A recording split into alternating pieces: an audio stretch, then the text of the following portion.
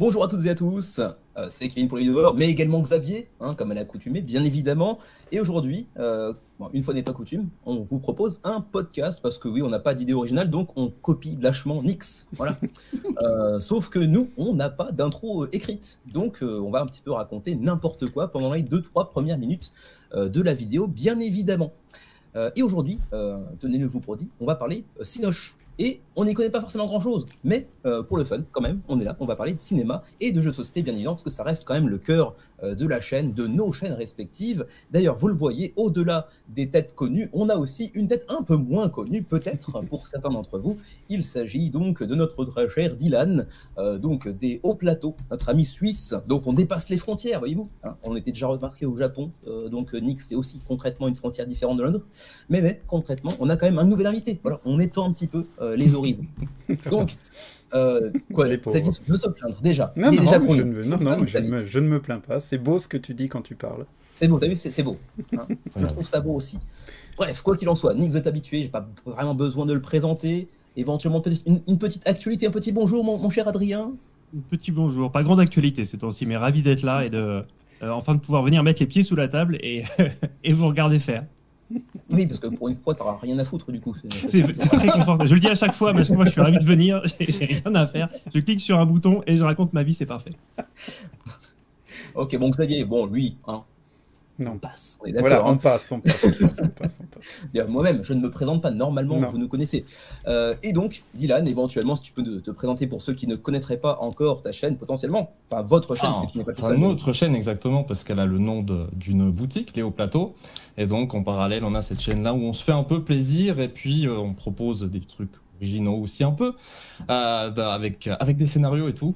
Et on se marre de fou et on essaie de proposer des trucs assez cool, quoi. Et puis très content, merci beaucoup pour l'invitation, je suis très content de parler au cinéma / le jeu de société, quelque chose de nouveau, et hâte d'avoir vos retours aussi sur tout ça. Yep, ça fait longtemps qu'on s'était dit qu'il fallait qu'on fasse un petit truc ensemble, parce qu'on s'était même croisé lors du festival de Cannes l'année dernière, de cinéma pour le coup. Tu étais venu me voir, et donc on s'était dit depuis ce moment-là qu'il fallait qu'on fasse un petit truc ensemble. Le moment est donc venu. Et donc, j'ai dit tout à l'heure qu'on allait parler un petit peu de cinéma, donc accrochez vos ceintures, préparez votre popcorn, tout ce que vous voudrez éventuellement quand vous consommez du cinoche. Brièvement, je vais vous présenter un petit peu le concept. On est parti sur une vidéo qui pourrait s'apparenter à du draft, même carrément du draft, hein, disons-le. On va faire une liste de jeux que l'on voudrait potentiellement voir, enfin, qu'on voudrait ou qu'on pourrait voir en tout cas être adapté au cinéma. Donc bien évidemment, on s'est fait une petite liste chacun de notre côté sans les communiquer l'un à l'autre. Et on va choisir 4 films chacun, mais comme je l'ai dit, c'est donc un draft. Donc à chaque tour de table, on va dire, chaque personne va choisir un film, potentiellement ainsi piquer des films que les autres voulaient choisir dans leur liste respective. Et du coup, on ne pourra pas forcément sélectionner tous les films que l'on souhaite. C'est pour ça qu'on a chacun préparé, j'imagine, entre 5, 10, 15, 20, moi, 28 films. Enfin, 28 jeux qui pourraient être retranscrits en film. C'est beau. Du coup, on a déjà vu bien des films être adaptés en jeu de plateau. Là, on va parler du chemin inverse, mais éventuellement, si vous aviez quelques petits films qui ont été, eux, adaptés en jeu de plateau et qui vous ont un petit peu marqué ces 5, 10 dernières années, est-ce que vous auriez des noms éventuellement marquants en tête? On est d'accord que... Attends, parce que tu viens de me faire une frayeur de fou, là. On va bien parler de jeux, parce qu'avant, je t'entends dire, ouais, on a choisi 10, 15, 20 films... qu'on va voir transpirer en jeu, et je me dis, mais alors du coup, j'ai fait l'inverse, et je me voyais déjà, tu vas googler comme un fou. Allez Nix, à la prochaine. Donc c'est bien des jeux, là, oui, c'est bien des jeux, je le répète, parce qu'effectivement, j'ai fait la petite boulette, je me suis corrigé, mais tu n'as pas entendu, ce sont donc des jeux que l'on voudrait ou que l'on pourrait imaginer être adaptés au cinéma. Désolé pour le petit lapsus qui va peut-être se répéter à plusieurs reprises, je le sens bien. C'est possible, oui, c'est possible. Donc, juste en guise d'introduction, des films qui, eux, ont été adaptés en jeu de société et qui vous ont marqué. Je t'ai pas perdu, Nix, ça va? Attends, c'est même toi qui dis n'importe quoi. Ça taille aujourd'hui, ça taille, c'est impressionnant.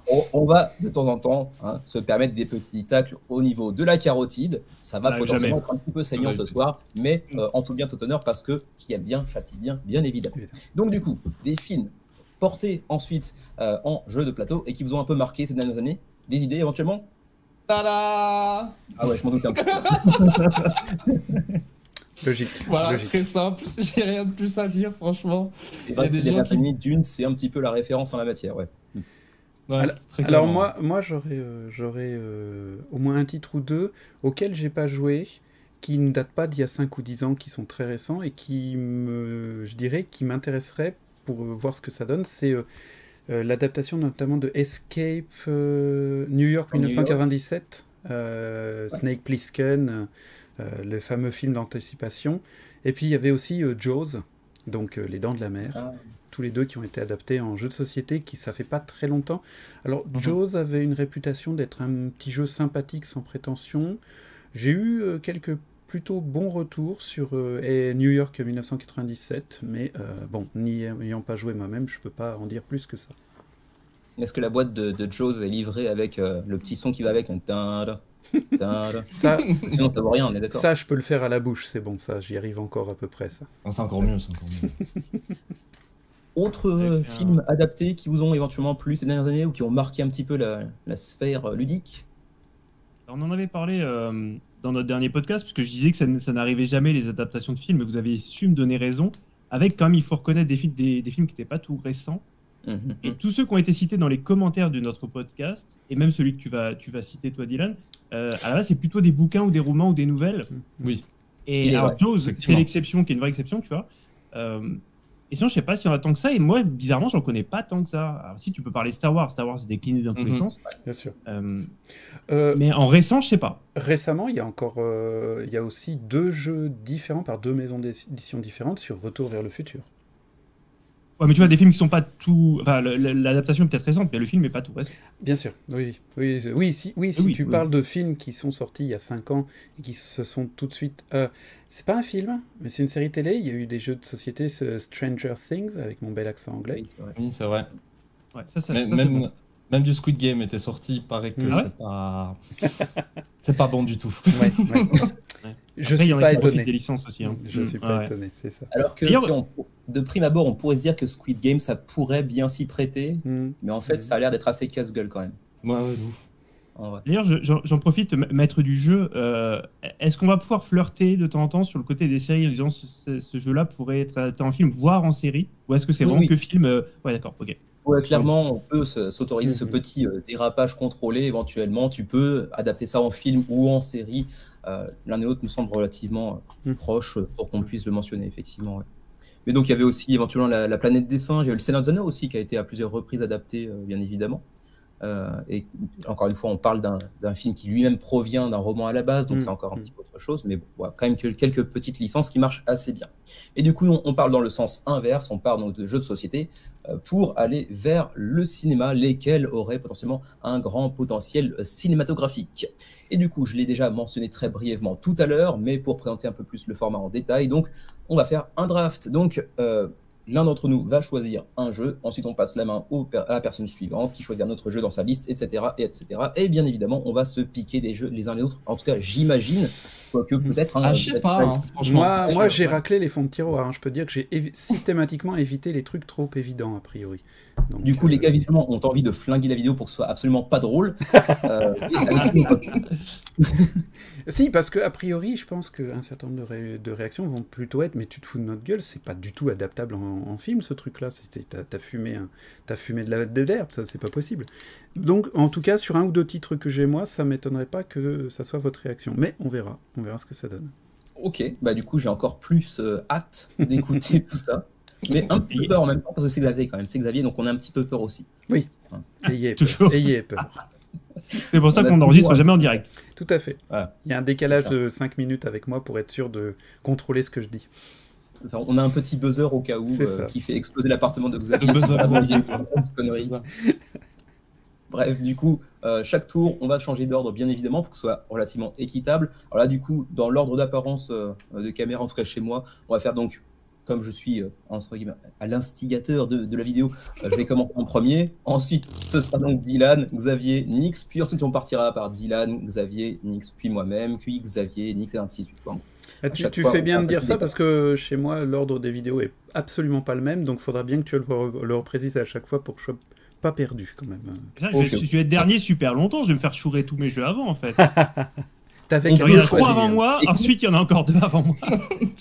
T'avais qu'à mieux choisir, c'est tout. Est-ce que vous voyez un petit peu les caprices de Star? Ouais. J'ai des choses à dire, moi, monsieur. Plus d'abonnés, on peut les petits. On va reprendre l'ordre que j'avais écrit dans notre petite préparation sur Discord. Celui-là, il me plaisait bien. Comme ça, monsieur sera content. Donc, on va dire premier tour de jeu, moi-même, puis Nix, puis ensuite Xavier, puis Dylan qui sera dernier malheureusement. Mais bon, c'est le bizutage du jour. Comment ça? Ah bah oui, première apparition. Première apparition, donc on va dire que c'est le bizutage. Quand même, attends. Hein, voilà. Allez, suis pas les copains comme ça. Non, mais on vous aime bien. Bon allez, du coup, on va se lancer un petit peu dans le dur du sujet. Et du coup, je suis censé être le premier. Alors du coup, dès le premier tour, les choix sont cornéliens, parce que j'ai évidemment 5-6 jeux favoris. Enfin, c'est pas forcément que les jeux eux-mêmes sont dans mes jeux favoris, mais c'est des univers que je verrais bien adaptés au cinéma. Le premier, parce que je sais que celui-là, je risque de me le faire piquer, notamment par Nix derrière. Celui-là, peut-être par Xavier aussi. Bon, je vais prendre celui-ci quand même, qui va faire plaisir ou non à Xavier. Et donc, le premier jeu que je vais choisir, même si je regrette déjà de ne pas avoir choisi un autre, c'est Tidal Blades. Ben alors là, tu vois, je tombe des nues parce que j'ai même pas pensé une seule seconde à Tidal Blades. Alors que c'est moi qui l'aide entre nous deux. Très bien, très bien. Waouh. Et du coup, c'est typiquement le genre de jeu qui est certainement pas dans mon top 10. Il est très très sympa, j'aime beaucoup le jeu, mais là, je le place là parce que ils ont su développer un univers vraiment chatoyant et vraiment très agréable à l'œil, avec un petit lore qui est quand même assez développé autour du jeu, qui a déjà 2 itérations. Pour rappel, même si Xavier le présentera mieux que moi, parce qu'il y a plus joué que moi-même, on est sur un jeu avec pas mal d'extensions d'ailleurs, assez lourd, avec un petit peu de gestion de main, des jets de dés dans tous les sens, où on va incarner différents héros dans un monde un petit peu fantasy, on va dire, où on va développer progressivement notre héros, essayer de remplir des missions. On est en train de, de s'entraîner pour devenir, comment ça s'appelle déjà, Xavier, une sorte de nouveau représentant défenseur de la zone, un truc comme ça. Donc un Tidal Blade. Ah, ça s'appelle comme ça. C'est le titre, voilà. Exact. Et vraiment, il a un superbe univers, très très coloré, très chatoyant, avec une direction artistique qui était assurée par Mr. Cuddington. Donc la qualité est aussi au rendez-vous de ce point de vue-là. Je trouve que ça ferait un bon film, parce que le lore était assez développé, il y aurait pas mal d'action, et en même temps c'est haut en couleur. Donc ouais, ça me parle bien. Vous avez joué les 3 jeux? Xavier, oui, moi aussi, après je sais pas. Nix, t'as joué? J'ai joué, alors je sais plus lequel c'était, celui où il y avait le plateau était rond, je crois, et c'est. Alors ça doit être. À certains endroits pour faire des actions. Ça remonte à loin, hein, il a plusieurs années. Okay. Alors oui, ça doit être le premier, parce que le deuxième c'est un jeu de pli, un jeu de trick taking. Donc c'était le premier alors. Donc c'était le premier, oui. Mais le premier, ça fait partie de ces jeux-là qui devraient être sortis toutes les 3-4 matins sur ma table et qui ne l'est pas. C'est honteux. Et je suis assez d'accord avec toi, Kevin, sur la potentialité cinématographique du bousin. Alors, qu'est-ce que on n'avait pas prévu de faire ça, mais j'ai envie de te le demander quand même, peut-être juste en 2 mots, quel genre de... peut-être pas de thème, quel genre d'ambiance? Ouais, plutôt une comédie. Alors, tu as parlé d'action, mais est-ce que ce serait plutôt drôle? Est-ce que ce serait plutôt épique, tu vois? Est-ce que ce serait... Je pense que ce serait pas forcément mon type de film particulièrement, mais je pense que ce serait un peu dans la veine de films tels que le Pirates des Caraïbes. C'est un peu beaucoup d'action, mais aussi pas mal d'humour, assez grand public, tu vois. Ouais.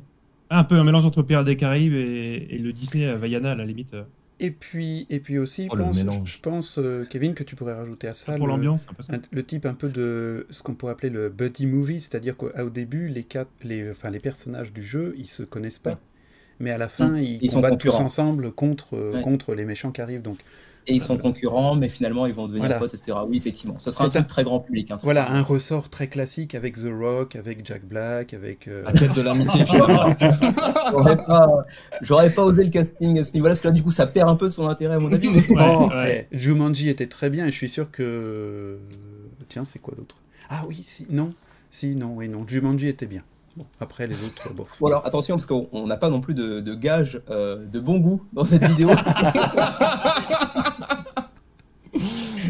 Exact. Ils sont méchants, ils sont tous méchants. Mon premier choix confirmé, un Tidal Blaze Heroes of the Reef. Pour mon premier choix, on passe donc maintenant à notre ami Adrien, parce que sinon il va faire la gueule, c'est les derniers. En fait, c'est que je veux piquer les jeux que tout le monde a noté en fait. Et quand j'ai vu ton ordre sur Discord, je me suis dit c'est bon, je peux le placer.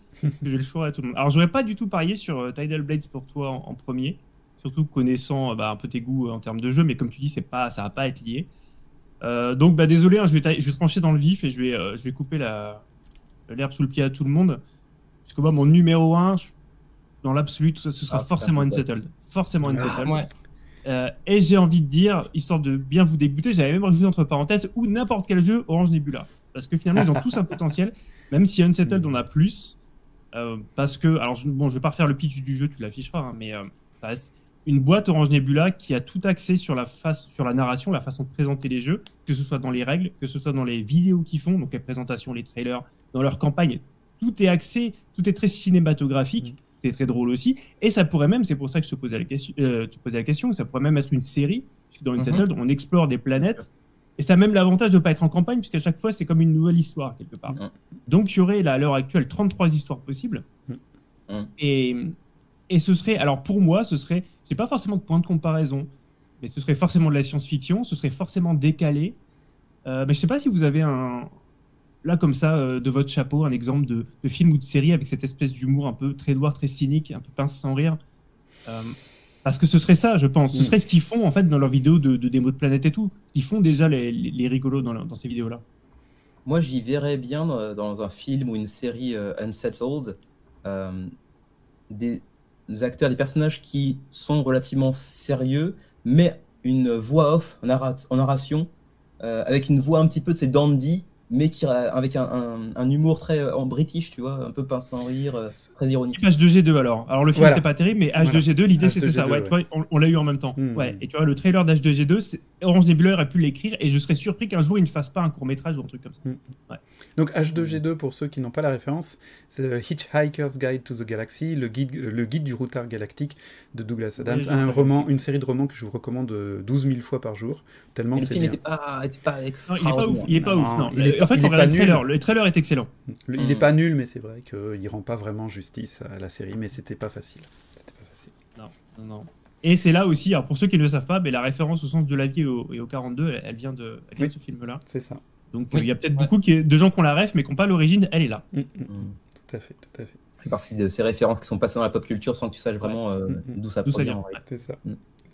Mais oui, effectivement, je confirme, Unsettled, c'était dans mon top 5 aussi. Hein, donc je suis un peu triste. Vindication aussi, mais pardon, je finis juste Xavier là-dessus, après je vous laisse.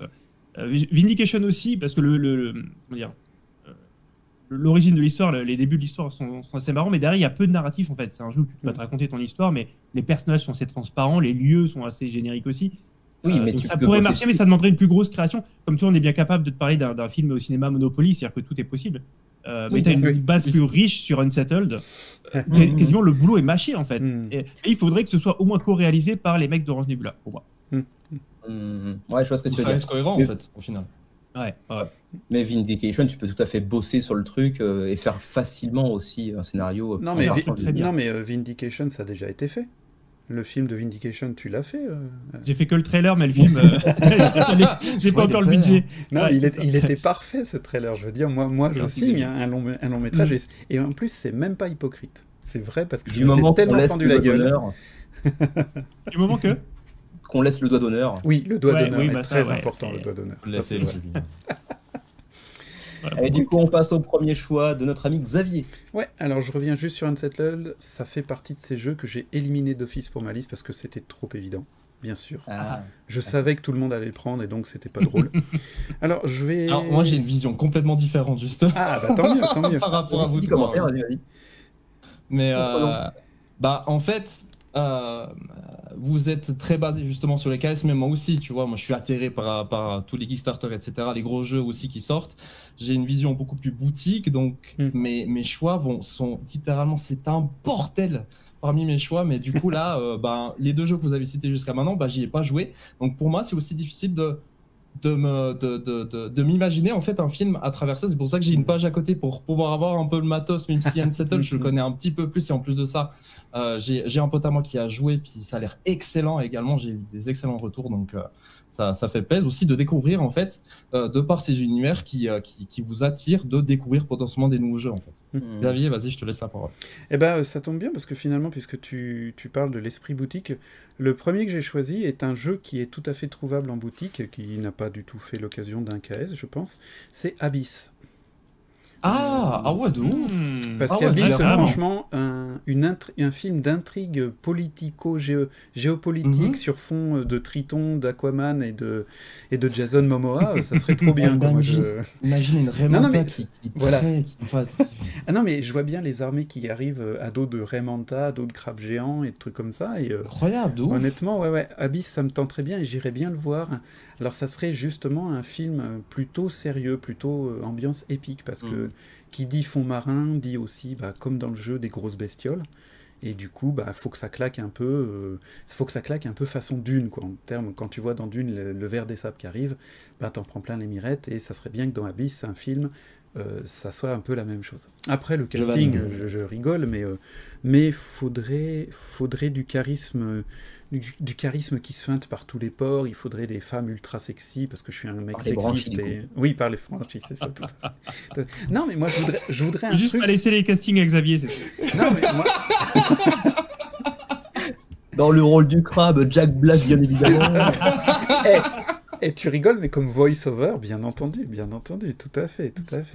Mais en attendant, moi j'aimerais un film qui soit dans l'esprit justement des gros budgets des années 80, un truc où on faisait tout péter à l'écran et on s'en fichait du budget, on s'en fichait que ça tienne pas forcément complètement debout.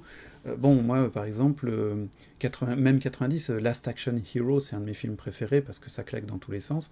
Voilà, un truc qui aurait du peps, quoi, sur Abyss en tout cas. Voilà, c'est mon premier choix. Donc. Franchement, très bon choix. Merci. Je l'avais pas vu venir, celui-là, c'est vrai. Et complètement cohérent là-dessus. Ok, on continue du coup ? Bien sûr. Ouais, c'est à ton tour maintenant. Mon premier choix, c'est un peu la pièce gratuite. Nix, à mon avis, tu vas faire la gueule en voyant ce jeu. Mais moi, j'ai choisi... Voilà, c'est le jeu gratuit. En plus, je l'ai pris à côté. Titan Grey. Qui est juste ici. Ah non, je suis désolé, t'as même pas été jusqu'au bout. Et en plus de ça, là pour le moment, il faut le voir. Donc c'est un jeu d'exploration, d'aventure, etc. Qui se joue en coopération. Donc vous avez une équipe d'aventure et vous allez devoir vivre tout plein d'aventures avec vos compagnons. Et puis justement faire des choix qui vont influencer votre suite sur votre campagne.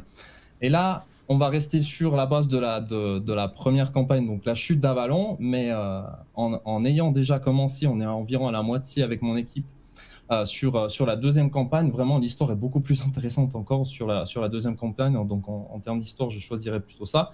Donc la pièce gratuite, comme je disais tout à l'heure, en soi, l'histoire est écrite. Il y a juste à adapter en fonction des choix et d'amener un peu des twists un peu plus intéressants. Et surtout, il y a des passages où cinématographiquement, il y a des dingueries à faire. Pas de spoil, bien sûr, mais les gens qui sont arrivés au chapitre 8 du premier, de la première campagne savent très bien de quoi je parle. Parce que en termes d'image, ce que ça peut donner, et même en tant qu'histoire, des rebondissements, et en plus de ça, d'interagir avec la dark fantasy. En soi, moi je trouve qu'on n'a pas beaucoup de films en soi qui est très basé sur la dark fantasy, mais plutôt basé sur de l'heroic fantasy. Justement, à la Seigneur des Anneaux, où on reprend un peu des classiques là-dessus.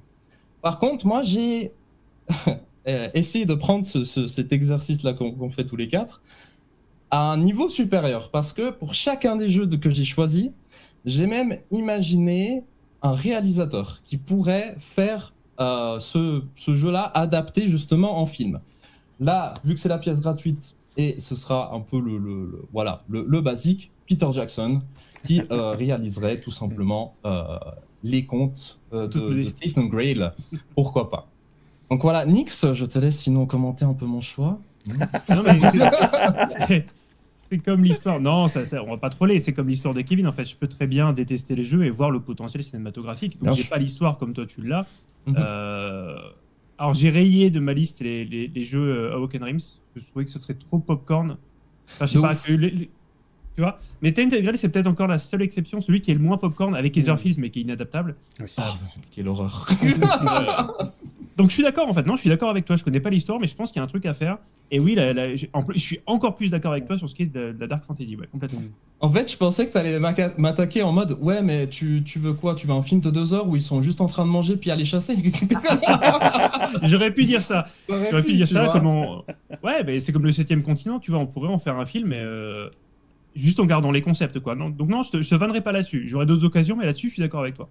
Non mais t'as le droit, hein. Moi je suis prêt, moi j'étais prêt avec mes arguments, je te jure j'étais prêt avec Tainted Grail, c'est bon il peut y aller. Ah bah pas du tout, non vraiment, et c'est même plutôt une bonne idée, ouais. Ouais carrément, n'ayant jamais joué au jeu je pourrais pas commenter sur sa qualité, mais c'est vrai que l'univers visuel me parle beaucoup, c'est très très dark et du coup c'est vrai que ça se fait pas des masses en réalité de la dark fantasy en cinéma, et c'est vrai que ce soit en cinéma ou en série d'ailleurs ça pourrait faire un truc vraiment cool, ouais. De ouf, exactement. Donc voilà, pour mon choix, premier choix. Ok, ouais, bah super cool. Et du coup, je suis déjà dessus. Il y a déjà deux jeux qui m'intéressaient qui sont partis, mais bon, c'est le jeu du draft. Et du coup, nouveau tour de jeu et en première position, notre cher Minix maintenant. Ah, je suis ravi. Alors attends, je ressors mes notes parce que je sais plus où elles sont. Alors celui-là, je suis sûr. Celui-ci, je suis sûr que vous l'avez pas dans votre liste, et je suis même assez certain qu'il y en a pas mal qui le connaissent pas. La belote. Il s'appelle Mantis Falls. Oui, non. Là, ça me dit rien du tout, là, j'avoue. J'ai dû vous en parler une fois dans un podcast, mais il y a longtemps, sans plus, ce jeu. Donc, c'est un faux jeu de coopération qui, d'ailleurs, s'inspire des films noirs en général. Et donc, il ne serait que justice qui devienne un film lui-même.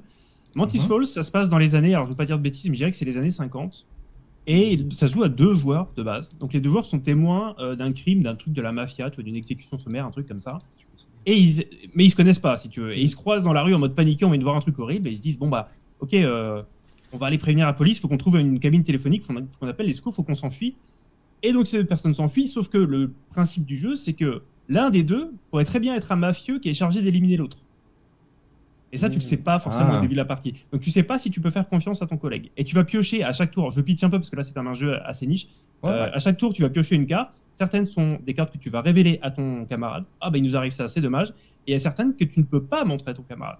Donc, tu tires la carte et la carte va te dire, par exemple, répartissez 8 dégâts comme vous le souhaitez. Et si t'es le tueur, tu dis, ah, bah merde, tu prends 8 dégâts, désolé. Mais ça peut très bien être écrit sur la carte, votre allié prend 8 dégâts. Et lui peut très bien se dire, ouais, mais même 8 dégâts, ça se trouve, ils pouvaient partager. Donc en fait, ils te font douter, tu vois, ils remettent en question la confiance que tu as en l'autre en permanence. Et donc ça pourrait faire une sorte de, comme ça se passe de nuit, une sorte de huis clos en extérieur, ce qui est paradoxal, tu vois, mais un truc très très étouffant en fait entre 2 personnes qui marchent dans la rue, qui cherchent une cabine téléphonique, une échappatoire, sans savoir s'ils peuvent se faire confiance. D'autant qu'il y a un mode 3 joueurs avec le bystander, c'est le mec un peu inquiétant qui te regarde de l'autre côté de la rue sur le trottoir. Je sais pas s'il te regarde par curiosité ou s'il veut zigouiller aussi. Et il faut y avoir joué, hein. Mais déjà le jeu, le gameplay est génial parce que autant avec des gens que tu connais pas du tout, mais encore mieux avec des gens que tu connais bien. Mais il y a un potentiel énorme avec ce côté. On est 2 au milieu de nulle part, il fait nuit, on a peur. Est-ce qu'on peut se faire confiance en mode film noir, en mode film noir. Ouais, je vois ça, c'est une DA très très épurée, tu vois, genre tu mets du Tim Burton par exemple là-dessus. Voilà, bah oui, c'est une dinguerie, dinguerie. Ouais. Dinguerie absolue, ouais. Tu m'as hypé de fou. Hein. Si tu as l'occasion, essaye-le, c'est vraiment une expérience. Alors avec plaisir, merci beaucoup. C'est vrai que tu le vends bien. Ouais, j'avoue, en regardant un peu à côté justement sur Board Game Geek, c'est vrai que visuellement, je trouve ça assez attirant par sa DA qui est très très assumée comme ça. Ouais, c'est bien vu, intéressant. Parce que évidemment, alors, juste pour donner, pardon, je finis là-dessus. Ça, je pense que c'est le jeu qui est le plus mon coup de cœur dans toute ma liste. Alors, j'en refais une tartine de plus, mais évidemment, si t'es par exemple un survivant et que tu tues l'autre qui était un assassin, t'as gagné. Mais si t'es un innocent et que tu tues l'autre parce que tu lui fais pas confiance, mais c'était aussi un innocent comme toi, les 2 ont perdu. Évidemment, tu peux pas buter par précaution. Et le jeu fait en sorte que plus t'avances, plus t'es blessé. Et normalement, t'arrives au bout de l'espèce de chemin là, à l'agonie, avec ton pote à l'agonie aussi. et c'est un peu, tu regardes l'autre et tout le monde est blessé, tout le monde a mal et tout. Est-ce que je le finis avant d'avancer ou est-ce qu'on avance dans la main? Et ça donne des cliffhangers à chaque fois qui sont exceptionnels. Voilà. Ouais, la tension jusqu'au bout, c'est trop bien. Ouais, c'est très bien. Ouais. Ça a l'air vraiment cool. Et ça fera un super film avec Jack Black bien sûr, et Momoa, potentiellement, dans le rôle de la cabine téléphonique. J'allais le dire. Les dos d'Icar qui me font beaucoup penser à Etherfield. Oui, en plus, pourtant ça n'a rien à voir, mais ouais. C'est vrai. Dinguerie. Très bon choix. Ouais, très cool, ça donne envie, effectivement. Et du coup, deuxième choix pour Xavier. Alors là, j'hésite vachement parce que je pourrais parler d'un jeu qui est quasiment écrit lui aussi pour devenir un film, ou de tomber dans un truc vraiment de super niche qui pourrait peut-être faire un truc assez intéressant. Je vais garder... On a 4 choix, hein, Kevin, on a 4 éléments, donc j'aurai des choix après, derrière. Alors, je vais parler d'un jeu que j'aime beaucoup, qui a été peut-être sans doute même un échec commercial qui a causé la perte de la maison d'édition, parce que maintenant ils sont devenus dans la maison d'édition, et pour l'instant il n'y a rien à en faire. Et c'est un jeu que je trouve génial, et il est aussi génial parce qu'il n'est pas du tout bien fini, il n'est pas parfait, il y a des trucs qui ne marchent pas, mais ça participe de l'ambiance. C'est Beyond Humanity Colonies. Le fameux jeu où tout était piloté par des puces RFID, où on construisait une base, et le but du jeu c'était de rendre la base viable au bout de 20 tours qui représentaient un certain temps, et on jouait les administrateurs. Comment ? Excuse-moi, je pensais que tu avais fini. Ils se sont votés, tu dis, eux ils sont votés parce que c'était un primo-éditeur sur un projet extrêmement coûteux, et du coup, comme souvent dans le cas, ils sont tombés dans le trou du Covid qui les a obligés. Ils ont réussi à assumer toutes les livraisons quand même, mais ça leur a coûté tout et au-delà. Et du coup, pour l'instant, la maison d'édition est plus ou moins en sommeil parce que il n'a plus les moyens de payer qui que ce soit. Il avait des projets assez ambitieux. Il avait fait d'ailleurs un jeu. J'avais revu le jeu suivant, c'est ça qui m'étonne. Il a jamais été delivered, je sais même pas en fait. Astro Miners, si, il a été delivered, mais ça suffisait pas pour éponger les coûts du premier, quoi. Parce que le premier, c'est quand même donc une tour qui contient un Raspberry Pi, pour ceux qui connaissent le matériel informatique, qui va être relié à une tablette. La tablette, c'est ta console de contrôle pour savoir où en sont tes réserves de ressources, où en est le moral de tes habitants, et tu dois, en tant qu'administrateur, proposer des décrets, et c'est les habitants donc dans la tablette qui vont dire s'ils sont d'accord ou pas par le vote. Donc tu n'es jamais sûr que ton décret va passer, mais tu peux faire des campagnes pour justement amadouer les habitants, tu peux faire attention à renforcer la sécurité, tu peux développer plutôt les scientifiques, plutôt les militaires, tout comme ça. Et le challenge justement, c'est d'arriver à jongler avec tout ça, de développer ta colonie en connectant physiquement des modules qui vont donc apparaître sur ta tablette aussi, et tu as le plaisir parfois d'arriver à faire des synergies, genre par exemple une synergie de base, tu vas mettre un endroit qui produit de l'énergie, et puis juste à côté tu vas mettre une grosse usine, et là du coup en fait comme il n'y a pas trop d'acheminement à faire, le taux de déperdition d'énergie est moindre, donc l'usine peut utiliser plus d'énergie, donc elle produit plus, et ainsi de suite. Et comme ça te coûte cher et qu'il faut un certain temps pour que les bâtiments se construisent, parce que le bâtiment, quand tu as décidé de le construire, il ne se construit pas immédiatement, il faut le temps de le construire, et ça prend un certain temps qui est variable selon les bâtiments, et du coup, tu dois toujours jongler avec de la pénurie et tout ça. Et donc, pour le transformation en film, je le verrai très bien, justement, avec le focus sur le conseil d'administrateur, un truc à une partition à 6 mains, entre guillemets, où justement, tu as des conflits de personnalité, mais tu as aussi des enjeux différents. Tu auras peut-être certains qui aimeraient développer un peu la contrebande pour se mettre des sous à côté, tu en as d'autres qui sont là pour la science et uniquement la science. Ça donnerait un peu un huis clos, parce qu'en même temps, si ça échoue, faut rapatrier tout le monde sur Terre, ou même au pire, tout le monde meurt. Donc il y a un enjeu, une tension de savoir est-ce qu'on va surveiller, et puis en tant qu'administrateur, est-ce que la foule va pas se soulever, va pas venir nous lyncher. Donc ça pourrait donner un film un peu, encore une fois, oui, je vois qu'il y a un pattern, peut-être un peu politique, mais sans le grand spectacle des attaques de crabes. Dans l'ambiance, ça me fait beaucoup penser, j'espère pas spoil, un jeu qui va arriver de votre côté, mais en soi c'est un jeu vidéo aussi, Frostpunk, un peu dans cette idée-là, mais dans un dans un univers complètement différent, avec les intrigues politiques, etc., des choix difficiles à prendre. Et ça, typiquement, c'est adaptable en cinéma. Vas-y, Nix. Ouais, c'est marrant parce que je connais un tout petit peu le concept du jeu. Finalement, ce serait peut-être le premier de notre liste, là, où tu ferais un film sur un peu la partie que l'on ne voit pas du jeu, c'est-à-dire le conseil. C'est ça. En fait, c'est rigolo finalement. Ouais. Je le concept, mais pas tant le gameplay. Voilà, je ferai un film en fait sur les joueurs. Puisqu'on représente les administrateurs, en fait, je ferai pas un film sur le jeu lui-même. Le jeu ne serait finalement que le décor, parce que je trouve qu'il est parfait comme décor, une sorte de huis clos sur une planète hostile, et t'essaies de te battre pour te développer et vivre mieux. Je trouve que le cadre est pas mal, mais du coup, c'est en effet plutôt sur l'arrière du jeu, le côté caché du jeu, c'est vrai. Xavier, qu'il y a des très bons choix. Hein. Franchement, du sans faute pour le moment. Hein. Et c'est pas fini, C'est pas fini. Et, comme on dit sur Internet, le troisième choix pourrait bien vous surprendre. Oh, voilà. Il est là pour les clics, hein. Il est là pour les clics, le mec. Un peu trop tard quand même, mais... Avec Jack Black dans le rôle de la table. Ok. Eh ben Dylan, je crois que c'est à toi, a priori. Ouais, c'est parti. On peut continuer. De mon côté, là, vous me faites chier, parce que là, il n'y a que des gros jeux. On va essayer de partir sur quelque chose de beaucoup plus petit, et surtout qui s'est quand même pas mal vendu, justement, en magasin. Pixies, que vous connaissez déjà. Ça vous dit quelque chose?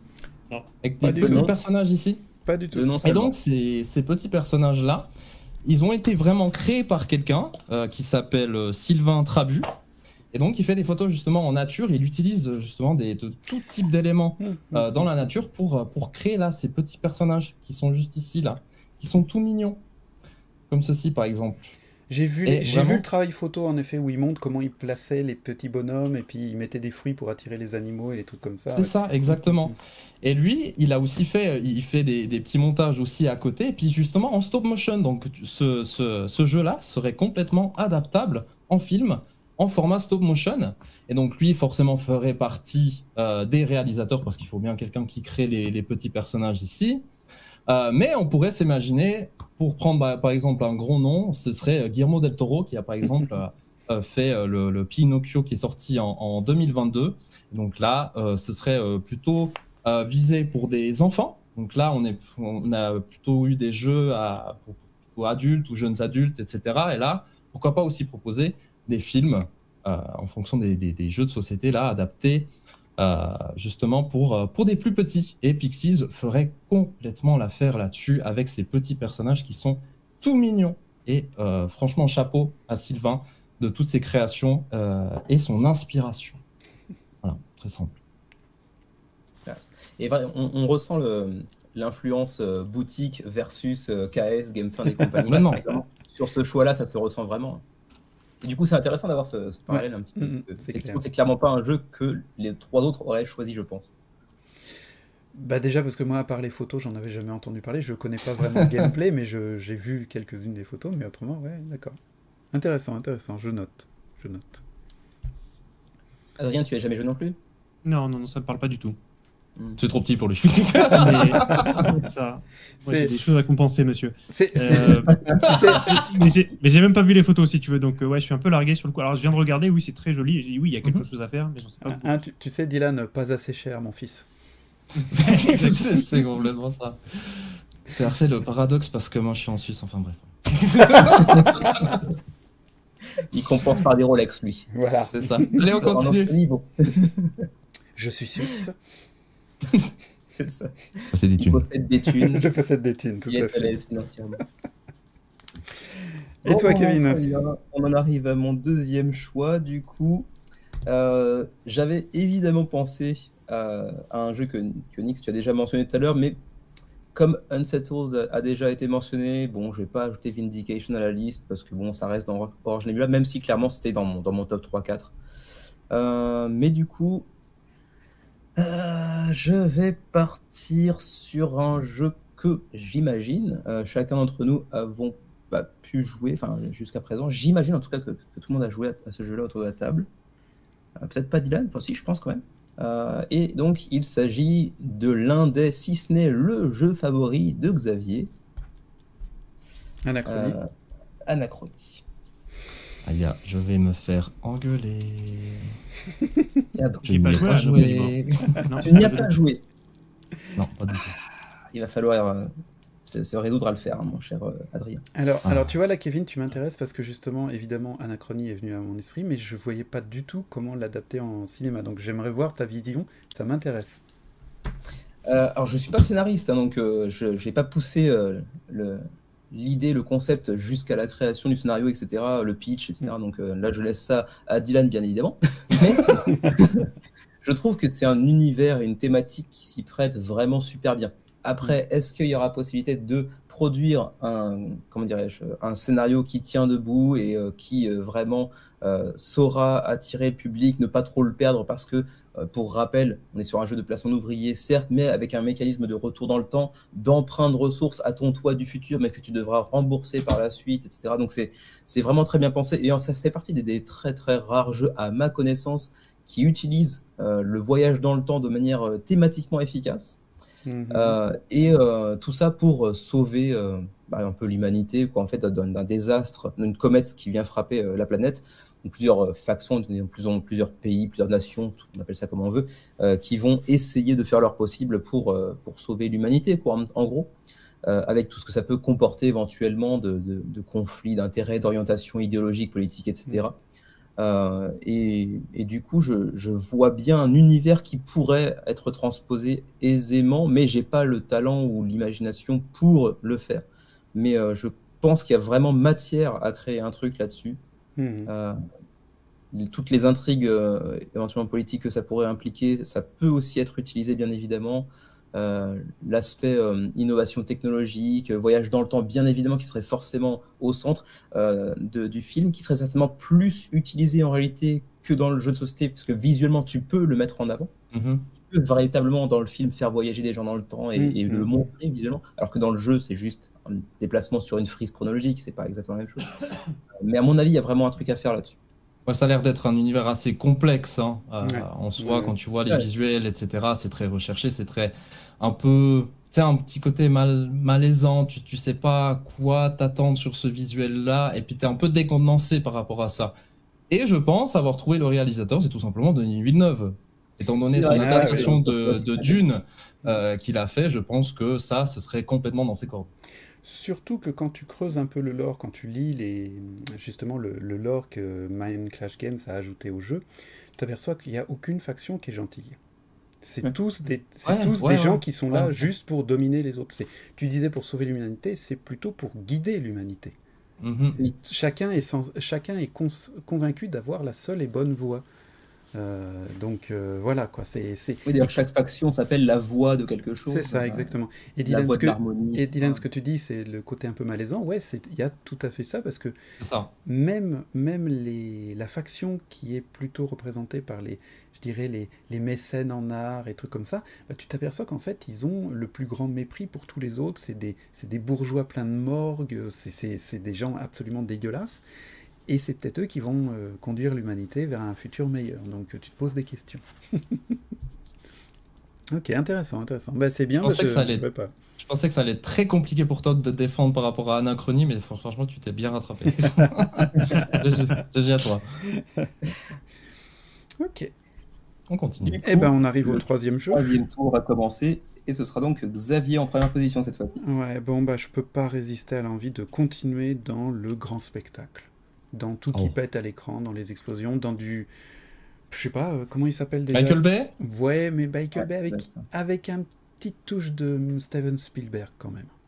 Oula. Parce que je vais vous proposer un incroyable voyage dans Perseverance Castaway Chronicles. Parce que l'idée d'un bateau de luxe qui s'échoue sur une île après un accident bizarre, et sur l'île, il n'y a personne que des dinosaures, dans le premier épisode. Et dans le deuxième, on s'aperçoit qu'après avoir calmé les dinosaures, à l'intérieur des terres, il y a des temples.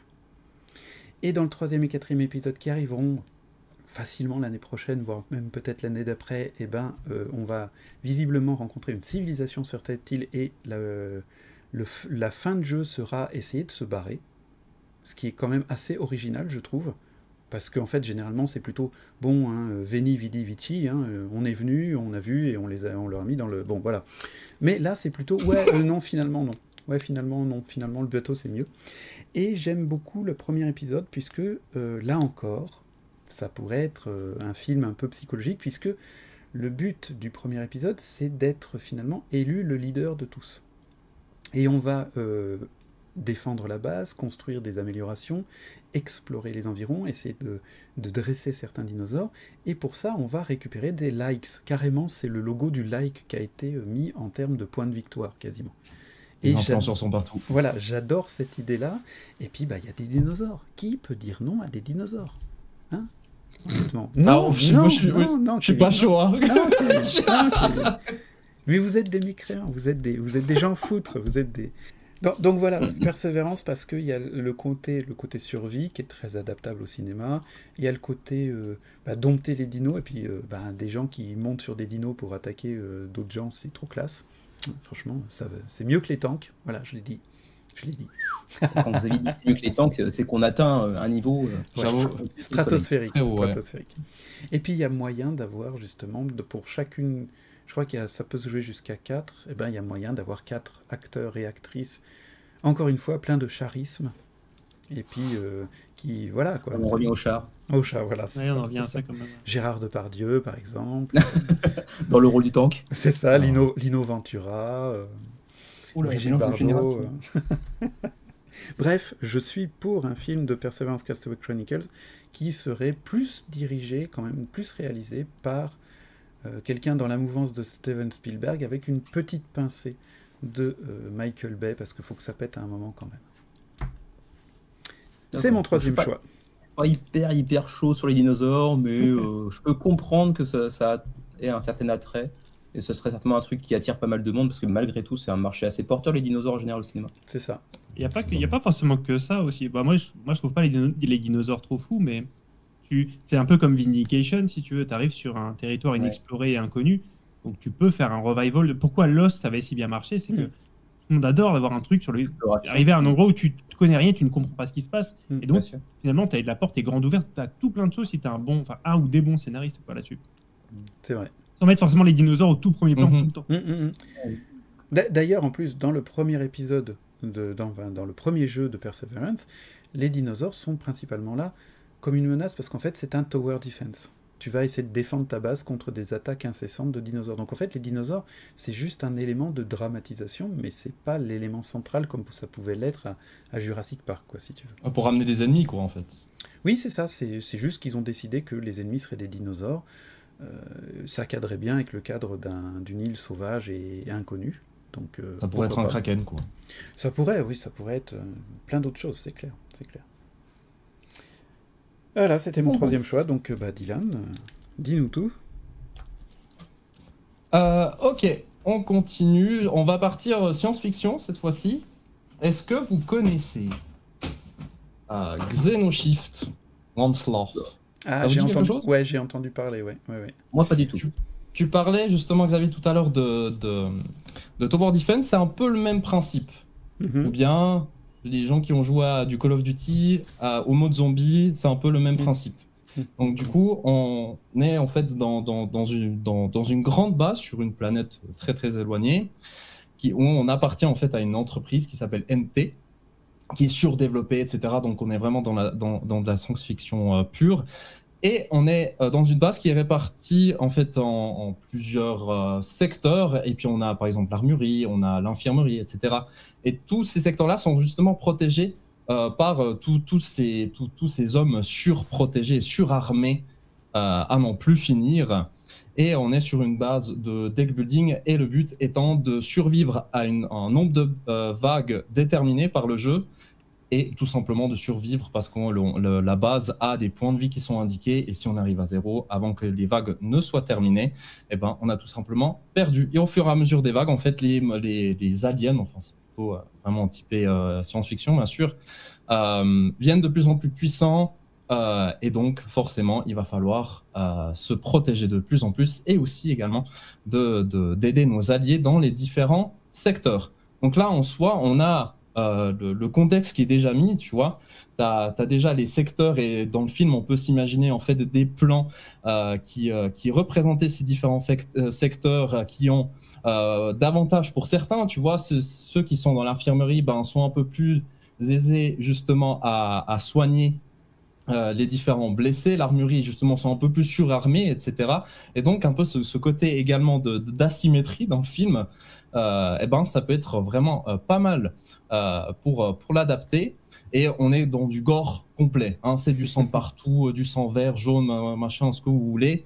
Et donc en tant que réalisateur, je ne pouvais que citer lui, je trouve. C'est Paul Verhoeven. Est-ce que ça vous dit quelque chose, ce nom? Ah, bien sûr. Oui. Starship Trooper, exactement. Je trouve que il pourrait très bien adapter justement ce type de film avec des visuels actuels en 2024, et ce serait une tuerie de fou d'adapter ça au cinéma. Voilà, c'était édité par Simone, si jamais. Avec le vieux logo, hein. Je sais pas si on le voit, mais il y a un petit... Avec le nom complet Ouais, avec Cool Mini Zornot. Je me ferai jamais à Simone, quoi.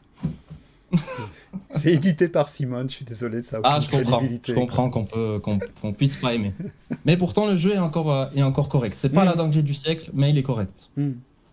Intéressant. Ouais, la DM fait pas rêver du tout, mais j'aime bien les tower defense. Donc bon, voilà, pourquoi pas. Ouais, tu l'as bien pitché en tout cas, mais c'est pas du tout, tu vois, le splash art de la boîte me fait pas du tout acheter, quoi. Là, celle-là, j'aurais pas regardé derrière. Oui. Vous pouvez voir sinon de votre côté. Et puis, mais dans la DA, franchement, il n'y a rien d'exceptionnel. Ça reste vraiment classique dans de la science-fiction. Ok, très bien. Bon, Kevin, pour l'instant, tu as fait dans le poids lourd, toi aussi, hein, Tidal Blaze Anachronie. Qu'est-ce que tu vas nous sortir encore? C'est vrai que j'ai fait Tidal Blaze Anachronie. Bon, c'est vrai que j'ai fait quand même 2 gros trucs d'affilée, la Tidal Blaze Anachronie. Est-ce que je pars sur du plus léger? Parce que, bon, l'objectif aussi, je ne l'ai pas précisé en introduction, j'aurais dû, c'est qu'à la fin de la présentation de chaque liste, on juge un petit peu entre nous de la liste qui a le plus de potentiel, quoi, on va dire, de la liste qui est la plus cohérente, ou qui propose au contraire le plus d'éclectisme, on va dire. Donc, il faut essayer d'un petit peu d'équilibrer un tant soit peu. Derrière, celui-là, je pense que je vais le zapper. Il était en 3e position dans mon classement, mais en vrai, il n'est pas encore sorti. Il a eu sa campagne de financement participatif, on l'a testé, mais il n'est pas encore arrivé chez les backers, donc c'est très dommage pour les gens aussi. Voilà, c'est pour ça que je vais pas le sélectionner finalement. Donc, je vais rééquilibrer un petit peu en partant sur un truc beaucoup plus léger pour le coup, et un truc pour lequel je verrais plus un film animé qu'un film live action, entre guillemets, avec de vrais acteurs. Donc on va partir plus sur un truc animé façon un petit peu Ghibli, tu vois. Alors tu pourras pas demander à Miyazaki de le faire, hein, parce que ça y est, il est à la retraite, hein, ça y est, c'est officiel. Encore Oui, bon, c'est la 18e fois. C'est la 18e fois, mais normalement c'est la bonne. Et du coup, je vais partir sur Flamecraft. Je vois le visage dépité de Nix. Ah ouais, j'avoue. Pas content. C'est que tu connais pas d'autres jeux ou de l'or. Et il sera bien évidemment utilisé pour la miniature de la vidéo. Tout à fait. Aïe. Je suis d'une scepticité. Vas-y. Alors, encore une fois, c'est dans le but de rééquilibrer un petit peu ma liste pour proposer un petit peu à tout le monde, hein, puisqu'on avait Tidal Blades plutôt action avec un petit peu de comédie, Anachronie beaucoup plus lourd, un peu plus chargé, et donc Flamecraft là plutôt orienté public familial, voire même enfant, puisqu'on est sur un truc extrêmement mignon, puisque pour rappel, Flamecraft, même si je pense que c'est assez connu maintenant, il a fait quand même un assez beau succès en boutique aussi, j'imagine. Dylan, tu pourrais éventuellement le confirmer. Je confirme. On est sur un jeu avec des humains et des dragons qui vivent ensemble en harmonie. C'est des petits dragons absolument adorables qui aident les humains en fait dans leur quotidien pour plusieurs types de tâches qui leur sont allouées. Et en fait, très clairement, dans le jeu, là je vais très mal le vendre pour le coup, parce que dans le jeu c'est tellement calme qu'il se passe rien en réalité. C'est juste un village tranquillos, Mais ça n'empêche. Je vois la tête de Nix, je suis mort. J'ai essayé je me dis que ça AVC à côté, donc je me dis je suis pas seul. Mais essaye Nix de te détacher du jeu, du gameplay, juste l'univers. Mais il y en a pas non plus. C'est des mais c'est des dragons qui font de la cuisine, quoi. Qu'est-ce que tu vas faire avec ça? Ah, vas-y. Chacun a droit à la parole. De la cuisine, ils font de la médecine, ils font des potions de soins, ils font un peu tout. Il est pas convaincu. Tu veux que je te réponde quoi? Ah super.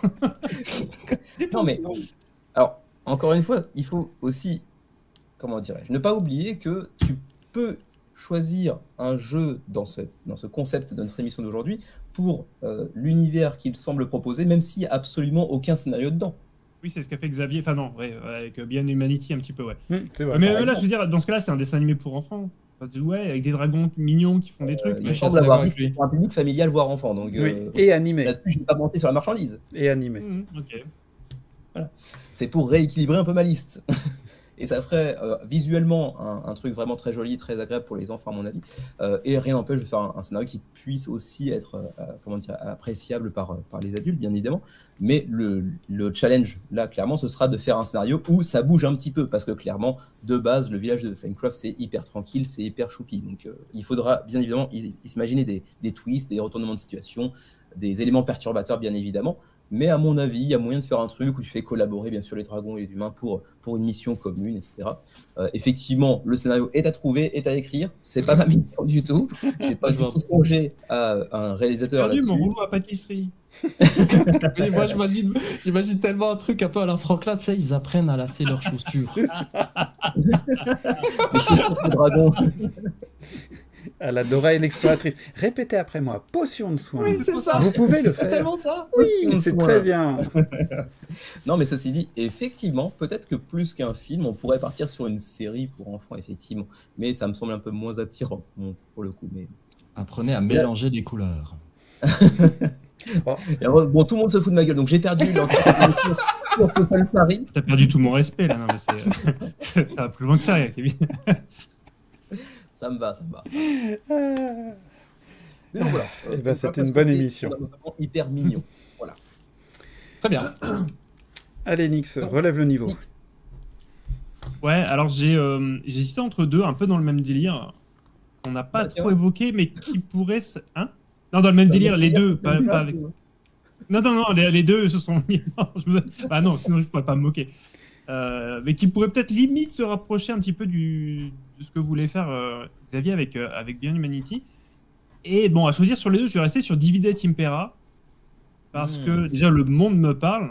Alors oui, en plus, c'est un jeu que j'adore, mais ça, on s'en fout. Il est derrière moi, en plus, avec les big box et tout. Donc, c'est voilà, un univers glacé en mode c'est l'hiver permanent sur Terre. Donc, il y a des espèces de dictature qui s'est mise en place. Donc, c'est dystopique à crever. Les visuels sont sympas et tout. Tu as des factions et tout. Mais ce qui donne encore plus de matière à un film, c'est que finalement, il y a chaque extension qu'ils ont rajoutée, et on a une plâtrée, c'est pour ça que la big box c'est énorme, a ajouté un nouveau concept, alors qu'à la base, c'est juste un jeu de majorité, de contrôle de territoire, slash majorité. Et ils ont rajouté un système de religion, ils ont rajouté une espèce de système de délation avec des lois. C'est-à-dire que tu as une extension où tu as des cartes qui vont t'imposer des conditions. Par exemple, tu n'as pas le droit d'envoyer plus de 2 personnes à tel endroit. Et si quelqu'un le fait, il peut quand même le faire, mais l'autre, il peut courir voir les dictateurs pour aller les balancer. On dit, ouais, il a fait ça. Et dans ce cas-là, il marque des points et l'autre en perd, mais il faut prendre la peine d'aller le balancer. Ils ont même permis à un moment de jouer le camp des dictateurs.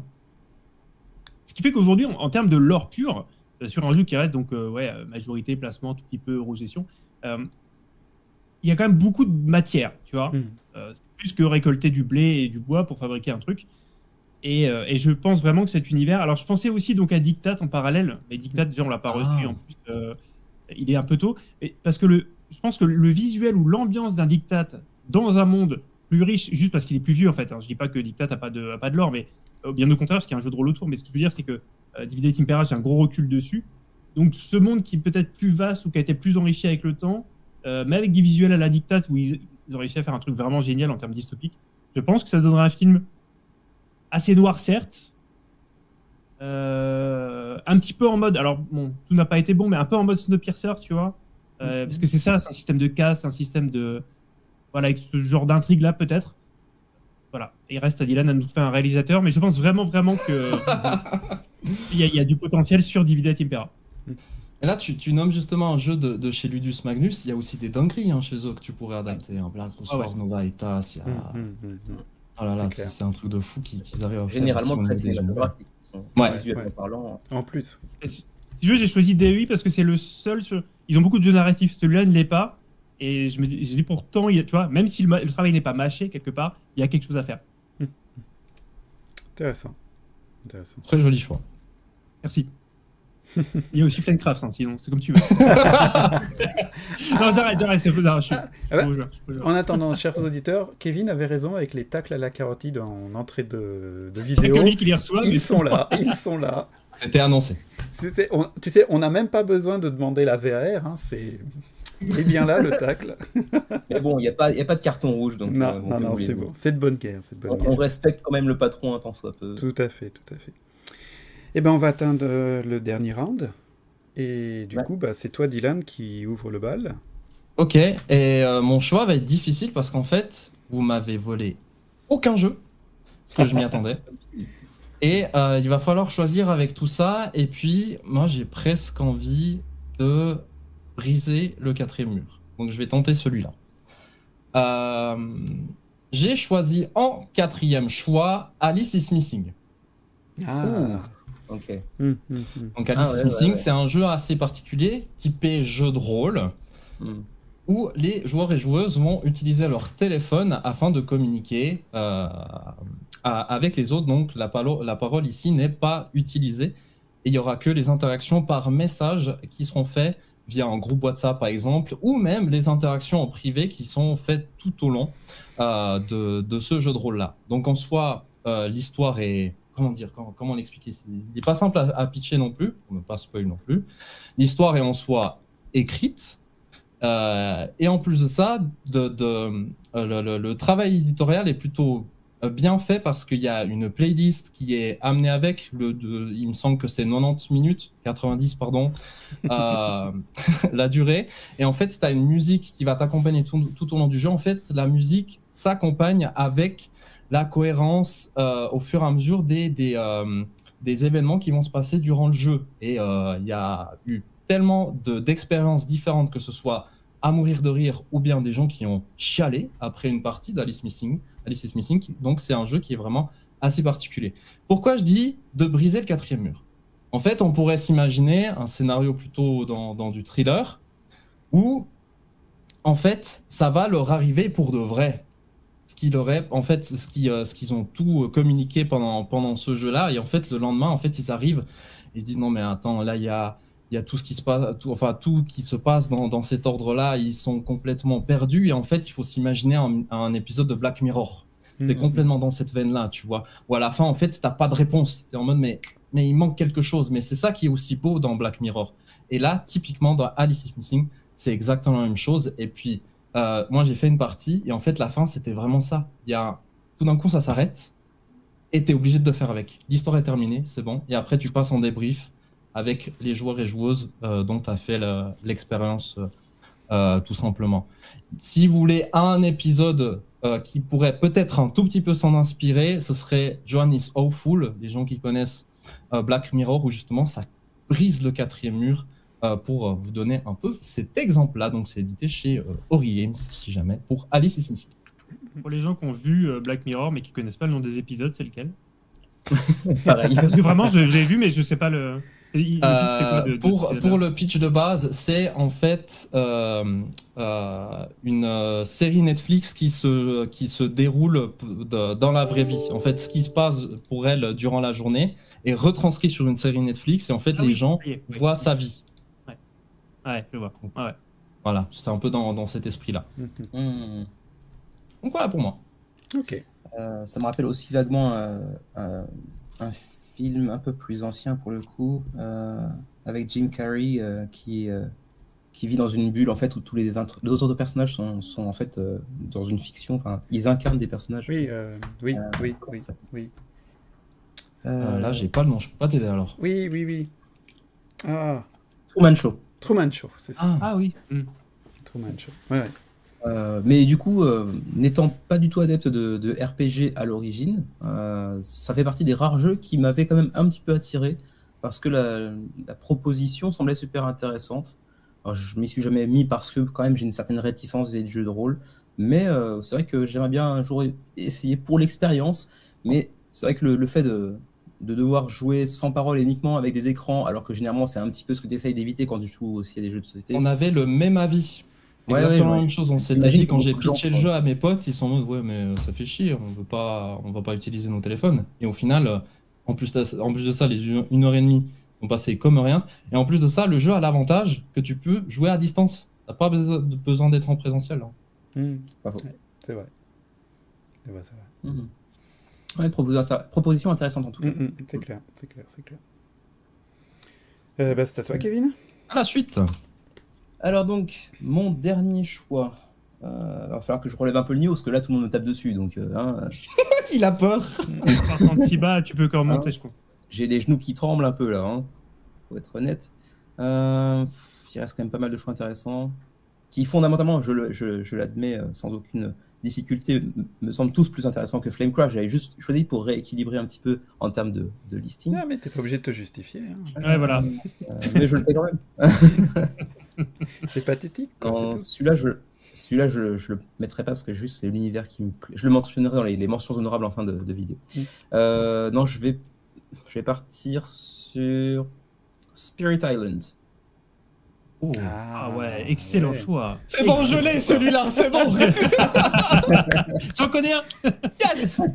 Spirit Island, je pense que le jeu est suffisamment connu pour pouvoir le présenter assez brièvement. On est sur un jeu coopératif où on va incarner un peu un truc inhabituel, c'est-à-dire que là c'est des colons qui vont venir coloniser votre île et vous allez incarner des esprits qui vont prendre la défense de l'île et essayer donc de bouter les colons hors de leur territoire, et vous allez incarner différents esprits donc de la forêt, de la mer, etc., qui ont tous des pouvoirs très très asymétriques. C'est un jeu assez complexe, assez lourd, qu'il faudrait que Xavier et moi ressortions un de ces jours, parce qu'on n'avait fait qu'une seule partie, ça fait très longtemps. Et c'était très bien. Et c'était très bien, ouais, même si c'était assez long, parce que c'était une première partie. Oui. Mais du coup, le coup de colons qui viennent choper un territoire, sauf que ce coup-ci, ils se font botter le cul par des esprits qui ont tous des pouvoirs asymétriques, dont bien évidemment cinématographiquement, je vais pas réussir à le dire, il y a beaucoup trop de syllabes dans ce mot, cinématographiquement, il y a pas mal de propositions à faire, puisqu'il y a des pouvoirs directement de feu, d'air, d'eau, de terre, etc. Donc il y a plein de trucs avec des effets spéciaux à penser, qui me semble assez facile à composer. L'histoire me semble assez simple aussi à imaginer. Alors, on peut imaginer des trucs bien plus originaux, bien évidemment, mais le pitch de base est assez simple. Des colons qui arrivent, tu te fous sur la gueule avec eux, c'est pas facile, mais à la fin, ils dégagent quand même, tu vois. Bon, voilà, c'est relativement simple à imaginer, même si on peut bien évidemment, et on doit imaginer des petits twists de ci, de là, pour rendre le tout intéressant. Mais sur le papier, je pense que ça peut envoyer du bois. LOL. Ah, si, il y a un truc, Alors après, il faudrait presque se méfier que ça ne devienne pas une sorte de dérivé du film Avatar qui, quelque part, à certains aspects, et je pense qu'on pourrait vraiment s'en détacher, faire un truc peut-être plus, pas mystique, spirituel, c'est pas le bon mot, mais tu vois, une autre ambiance, quoi, pas blockbuster. Ou même carrément, au contraire, une ambiance beaucoup plus sale. Après tout, les esprits défendent ils peuvent la défendre de manière très dégueulasse, façon Viet Cong. J'entrevois un truc bien plus direct en termes visuels, tu vois. Ça me dérange pas qu'il y ait des têtes qui volent, si tu vois ce que je veux dire.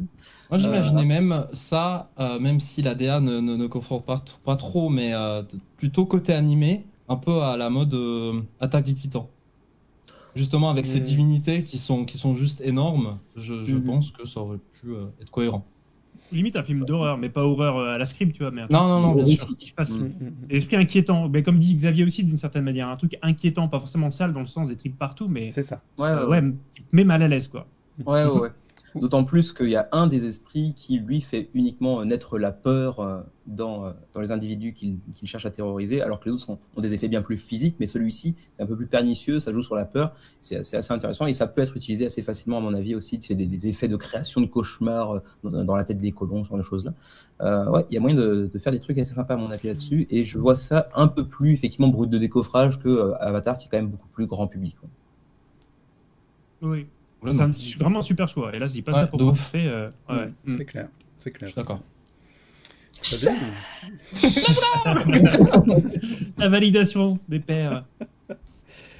Nix, quel est ton 4e choix? Alors, j'ai eu... Bizarrement, il n'y avait pas tant... Contrairement à vous, j'ai l'impression, il n'y avait pas tant de jeux qui, pour moi, me paraissaient être des évidences. On avait, voilà, les 3 que vous avez eus. Après, tout le reste, c'est à peu près ex-aequo. Et j'ai pas, contrairement à toi, Kevin, j'ai pas cherché à forcément équilibrer les thèmes, tu vois. Peut-être que j'aurais dû. Je vais rester quand même sur mon truc parce que ça me paraît une évidence et je suis scandalisé que personne n'en ait parlé avant. Mais j'ai 2-3 mentions honorables sur des domaines, peut-être des thèmes un petit peu plus légers. Il est insupportable qu'aucun d'entre vous qui se revendique, alors sachant ludique, tu vois, j'anime mon petit truc et tout. Il n'y en a pas un qui a parlé de Ryan Locat. Il n'y en a pas un qui a parlé d'un type qui, quand même, crée des univers. Mention honorable, absolument pas.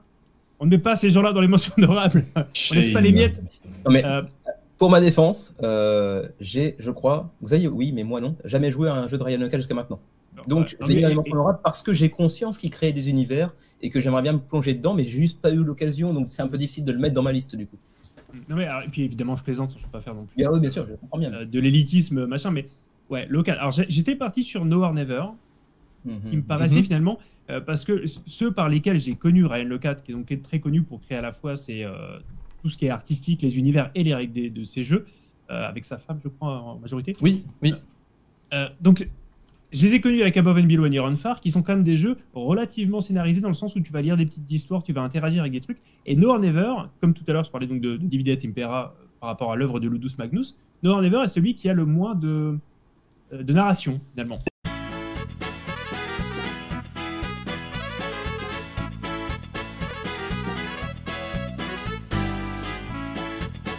One eternity later. Nous revoilà après une cut d'environ 5 semaines.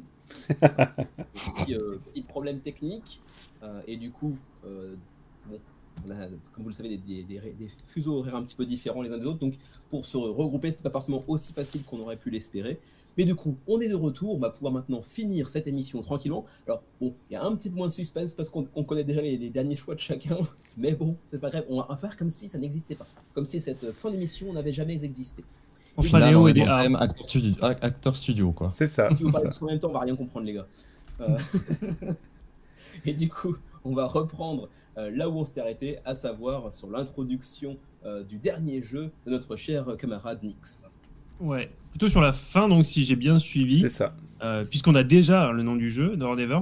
On avait eu une discussion intéressante que je vais résumer là, parce qu'on va pas refaire le film complètement, sur pourquoi pas Sleeping Gods, parce que prendre un jeu, se baser sur un jeu où il y a déjà autant de narration, parce que Sleeping Gods, c'est déjà un très gros livre, c'est la certitude de décevoir au moins les 3/4 des joueurs. Et je pense que c'est mieux de prendre un jeu qui, justement, donc No or Never, vous lance un thème et laisse place à l'imaginaire. Ça permet donc aux éventuels scénaristes que Dylan aura choisi de faire quelque chose d'original, d'être assez libre finalement, et sans décevoir personne.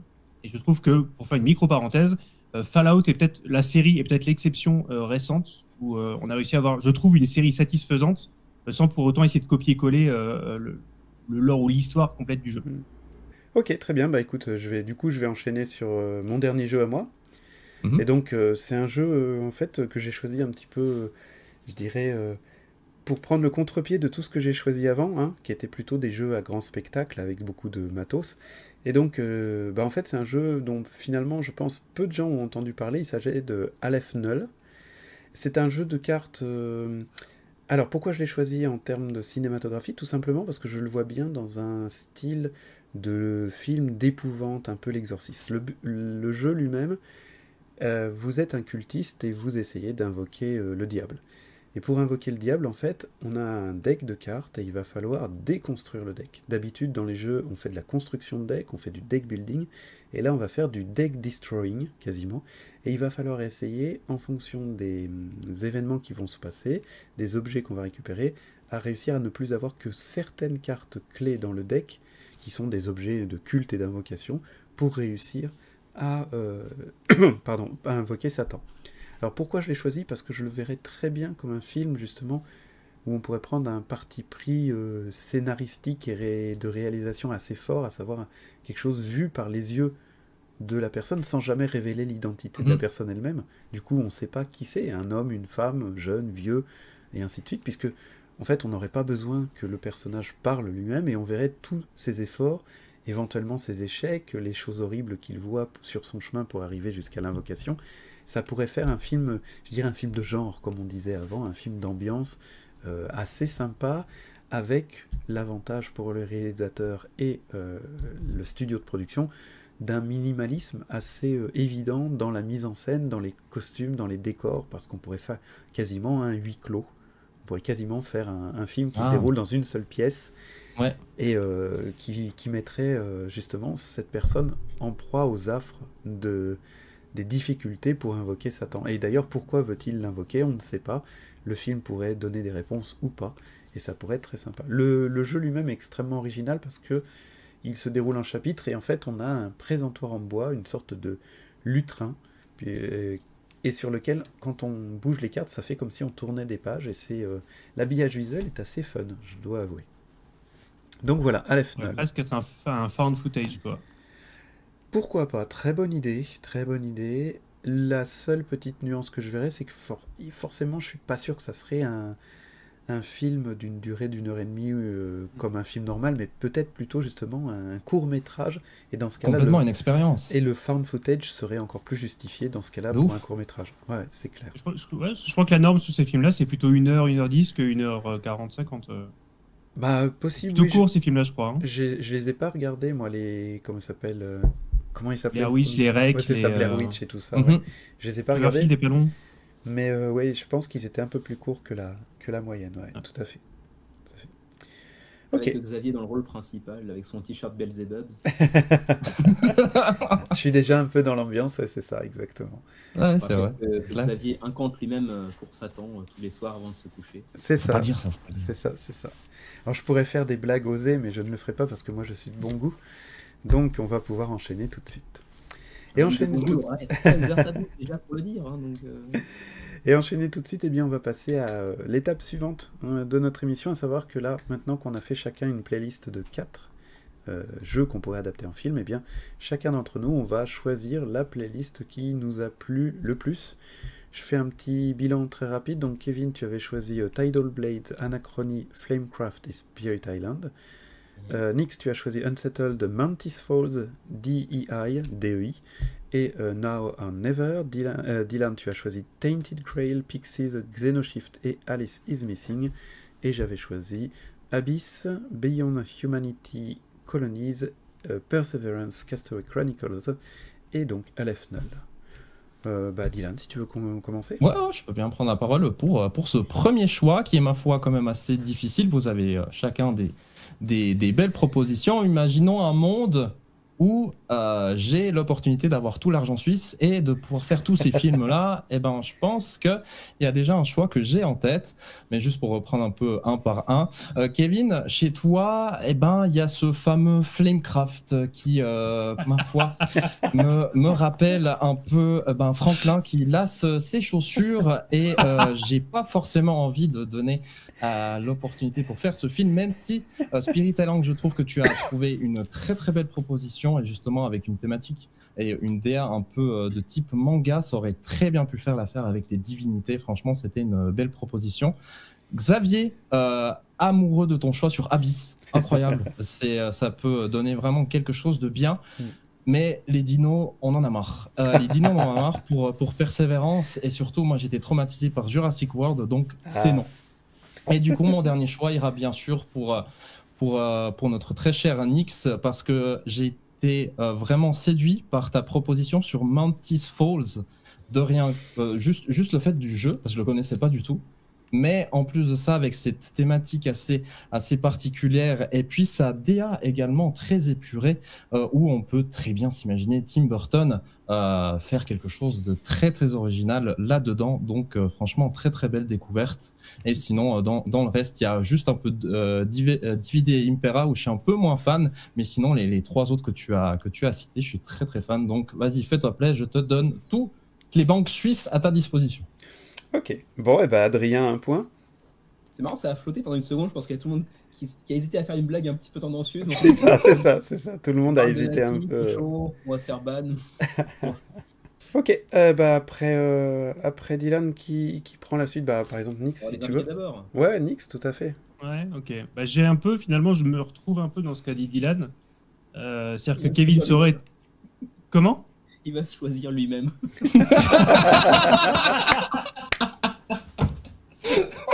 C'est le meilleur choix.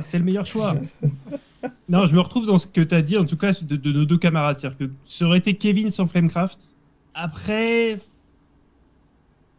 Entre Xavier, je pense que je vais choisir Dylan. Alors c'est peut-être parce qu'il m'a choisi moi, mais je suis assez d'accord pour le. Je suis assez d'accord sur le côté Dino en fait. C'est autant cette trilogie là de Perseverance, elle m'attire beaucoup. Autant visuellement, ça me fera pas autant rêver que toi même un jeu comme Tainted Grail que j'ai détesté. Je te l'ai dit en début d'émission, le potentiel en film, je le vois très bien. Donc pour moi sans parler de la qualité des jeux, filmasquement, ce sont les jeux de Dylan qui me plaisent le plus. Donc je te rends, en échange, tout l'argent français, il y en a moins. Mais il y a de quoi faire quelque chose quand même, j'espère. Je suis assez étonné parce qu'en fait, je pensais que Anachronie te séduirait un peu plus quand même du côté de chez Kevin que Tainted Grail, en fait, que tu nommes à nouveau. Ouais, ça reste... C'est vraiment Flamecraft, c'est qu'il faut voter pour un lot déjà. D'accord. Et non, et Tainted Grail, tu le vois, par exemple, je trouve que les jeux vidéo Walking Rims sont pas terribles. Mais quand tu joues aux jeux vidéo Walking Rims, tu vois, par exemple, la bande-son qui est choisie, l'ambiance, la façon de raconter avec le doublage et tout. Et c'est là, en fait, que tu vois vraiment le potentiel de ces jeux-là. Je trouve que leurs BO sont géniales. Je trouve que leurs doublages sont géniaux. Avec le choix des personnages, etc. De ouf. Donc, je suis déjà à moitié dans l'imaginaire parce que j'ai joué au jeu Waken et je sais ce que ça peut donner. Ouais. Donc, je pense que ça joue beaucoup sur mon choix. Je prends. Ok. Kevin, tu veux continuer ? Ouais. Le pauvre.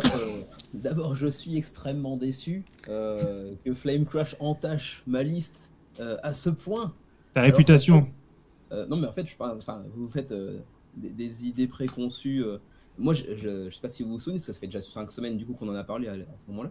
Mais moi, j'avais pris l'idée de base de faire une adaptation un petit peu façon Ghibli. Donc ça n'a rien à voir avec Franklin. C'est quand même généralement des films bien plus profonds que des films enfants Disney par exemple.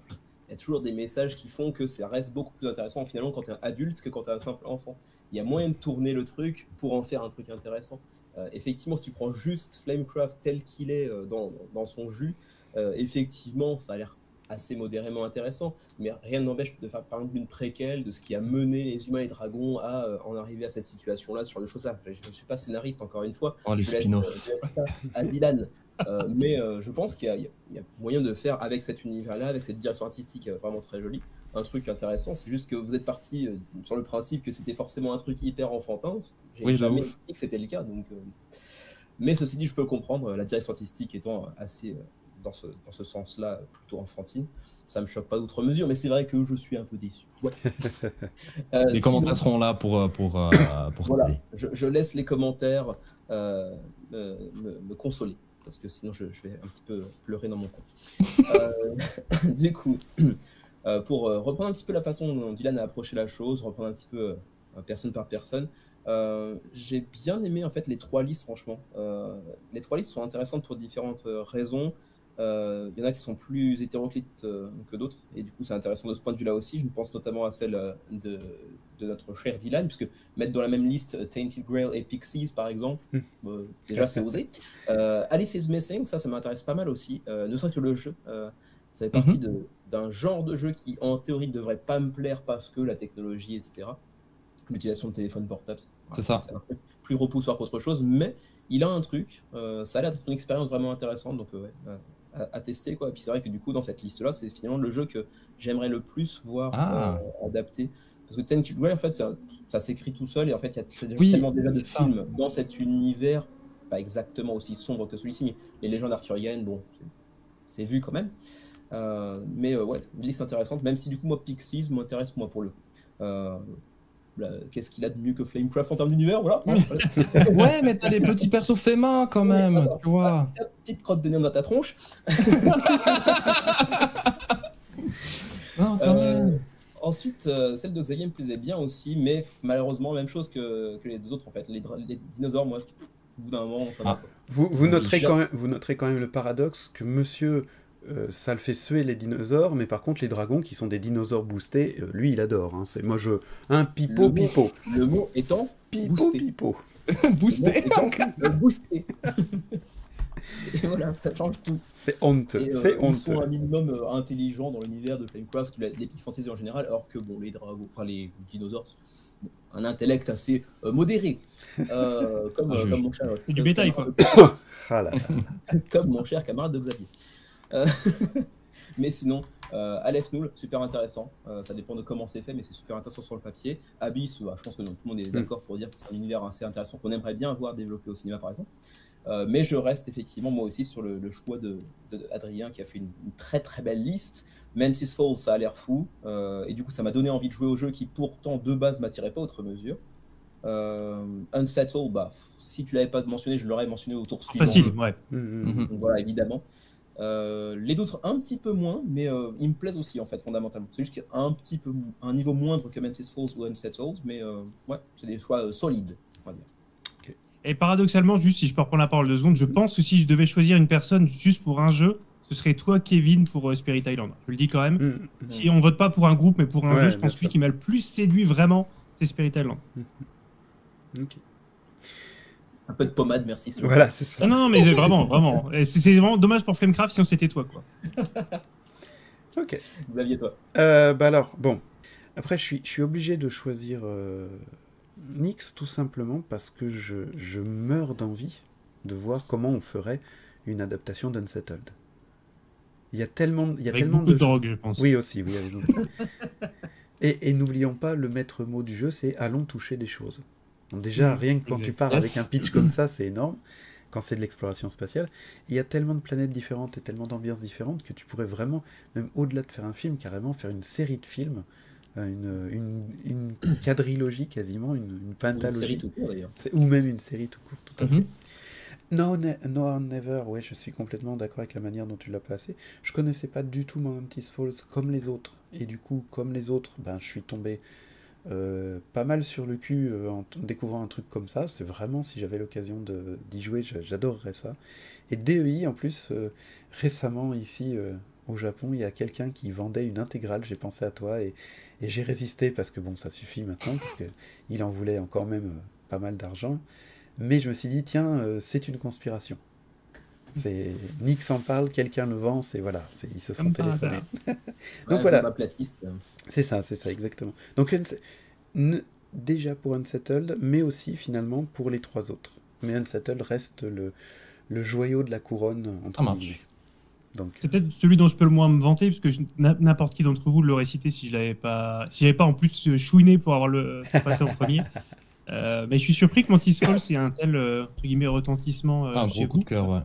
Pas surpris, mais ouais. En tout cas, ça fait quand même quelques années que j'y ai pas joué. C'est un jeu que j'ai reçu il y a très longtemps. Mais quand Kevin, tu m'as pitché le truc, c'est un des premiers jeux qui m'est venu en tête. Et voilà, je suis convaincu qu'il y a un truc à faire avec. On devrait presque le faire vraiment. Tu vois. Oui. Je suis chaud, méga chaud. Nyx, après notre émission, on crée notre jeu de société, on fait un autre podcast sur on crée notre film. Quoi. Voilà, c'est ça. Voilà. Sachant qu'il nous faut Dylan, parce qu'il a quand même quelques contacts, j'ai l'impression. Oui, c'est ça. Et pas mal de rêves. Exactement. Ouais. Et les Pancris aussi, d'ailleurs. C'est quand vous voulez, les frérots. C'est notre monsieur cinéma à nous, donc ça serait bien, quoi. C'est clair. Ok. Donc je crois que voilà, Nyx, tu es le grand vainqueur de cette table ronde. Bravo à toi. Quel choix. Bravo, merci. Tu gagnes toute notre estime. Parce que déjà. Je pensais déjà avoir, mais. qu'il avait déjà. Oui, mais là. Merci, Kevin. Non, mais là, tu le gagnes dans cet exercice précis, puisque au début, c'est pas forcément un exercice facile. Mais ça n'empêche que si mes renseignements sont bons, on a tous, autant que nous sommes, fait un choix assez drastique parmi toute une liste de choses auxquelles on avait pensé. Et donc c'est peut-être le moment de nous accorder un petit peu de temps entre nous pour nous parler de ce qu'on pourrait appeler des mentions honorables, des choses qui n'ont pas fait le cut final en définitive, mais qui méritent quand même d'être citées peut-être. Alors, ça dépend qui veut commencer, peut-être. Est-ce qu'on fait dans le même ordre ou on recommence Ouais. vraiment? Ouais, Puis, écoute, pourquoi pas. On fait ça? Ouais. Ok, donc dans ma liste, j'avais encore, il y avait du coup quelques jeux typés un peu plus boutique, un peu plus petits également. Donc dans mes mentions honorables, Galerapagos. Vous allez dire, ouais, mais quoi, qu'est-ce que tu fous avec ça? Mais il faut vous imaginer à la réal Trey Parker qui a fait South Park, et ce serait du coup quelque chose de complètement absurde, dessin animé, complètement débile, où ils font les cons sur cette île, et ça n'a aucun sens.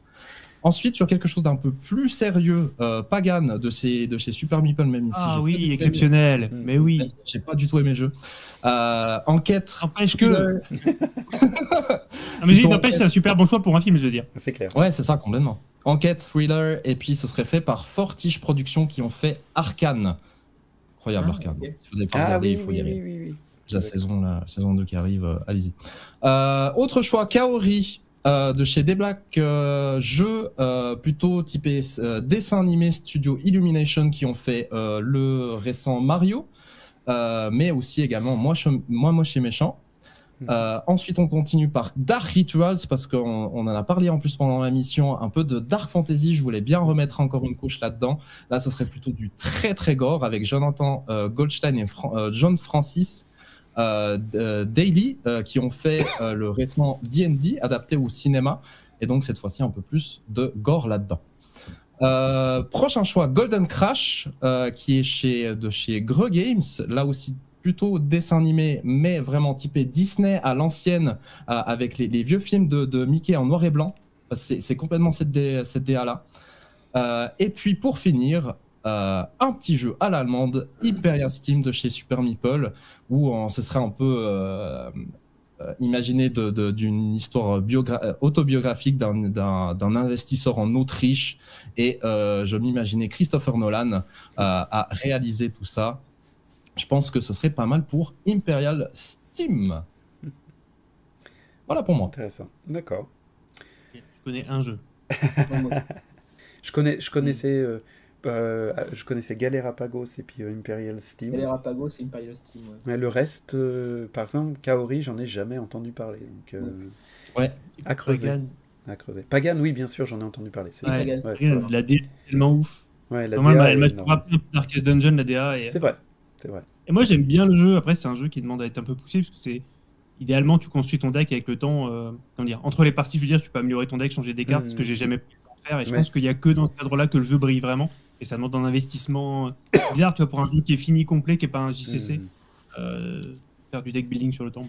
Bon. Ouais. Puis en vrai, je comprends que pour venir juste vite fait sur Kaori, c'est pas vraiment votre cible, parce qu'on est vraiment dans le jeu où c'est l'asymétrie pour les nuls. Vraiment, c'est dans ce type-là. Mais en fait, ça permet d'introduire des gens à de l'asymétrie vraiment acceptable, avec des objectifs différents, etc., qui peuvent fluctuer en fonction de l'avancée du jeu. Donc franchement, si vous avez jamais joué, je vous conseille d'au moins de faire une partie de Kaori. D'accord. Nix, tu continues? Yes. Alors j'avais mis Kingfire Chronicles, mais en fait c'est juste que j'ai bien aimé l'univers, c'est du Medfan, c'est du boss battler, mais bon, il brille pas tant que ça pour un film, sauf que j'aime bien la DA et l'univers. Alors quoi qu'on pense du jeu, j'avais mis The Last Doge, c'est chez Don't Panic, et c'est gros, c'est la fin du monde, et on se retrouve dans une espèce de Venise qui est dominée par une espèce de tyran. Et sauf qu'on se souvient plus à quoi servaient les objets comme les téléphones et tout. Donc c'est assez rigolo. Ah oui. Ouais, la DA est top. Le concept est rigolo avec les objets, où comme on sait pas à quoi ça sert, on leur donne un peu en mode petite sirène, on leur donne des utilisations. Et il y a un côté steampunk italien.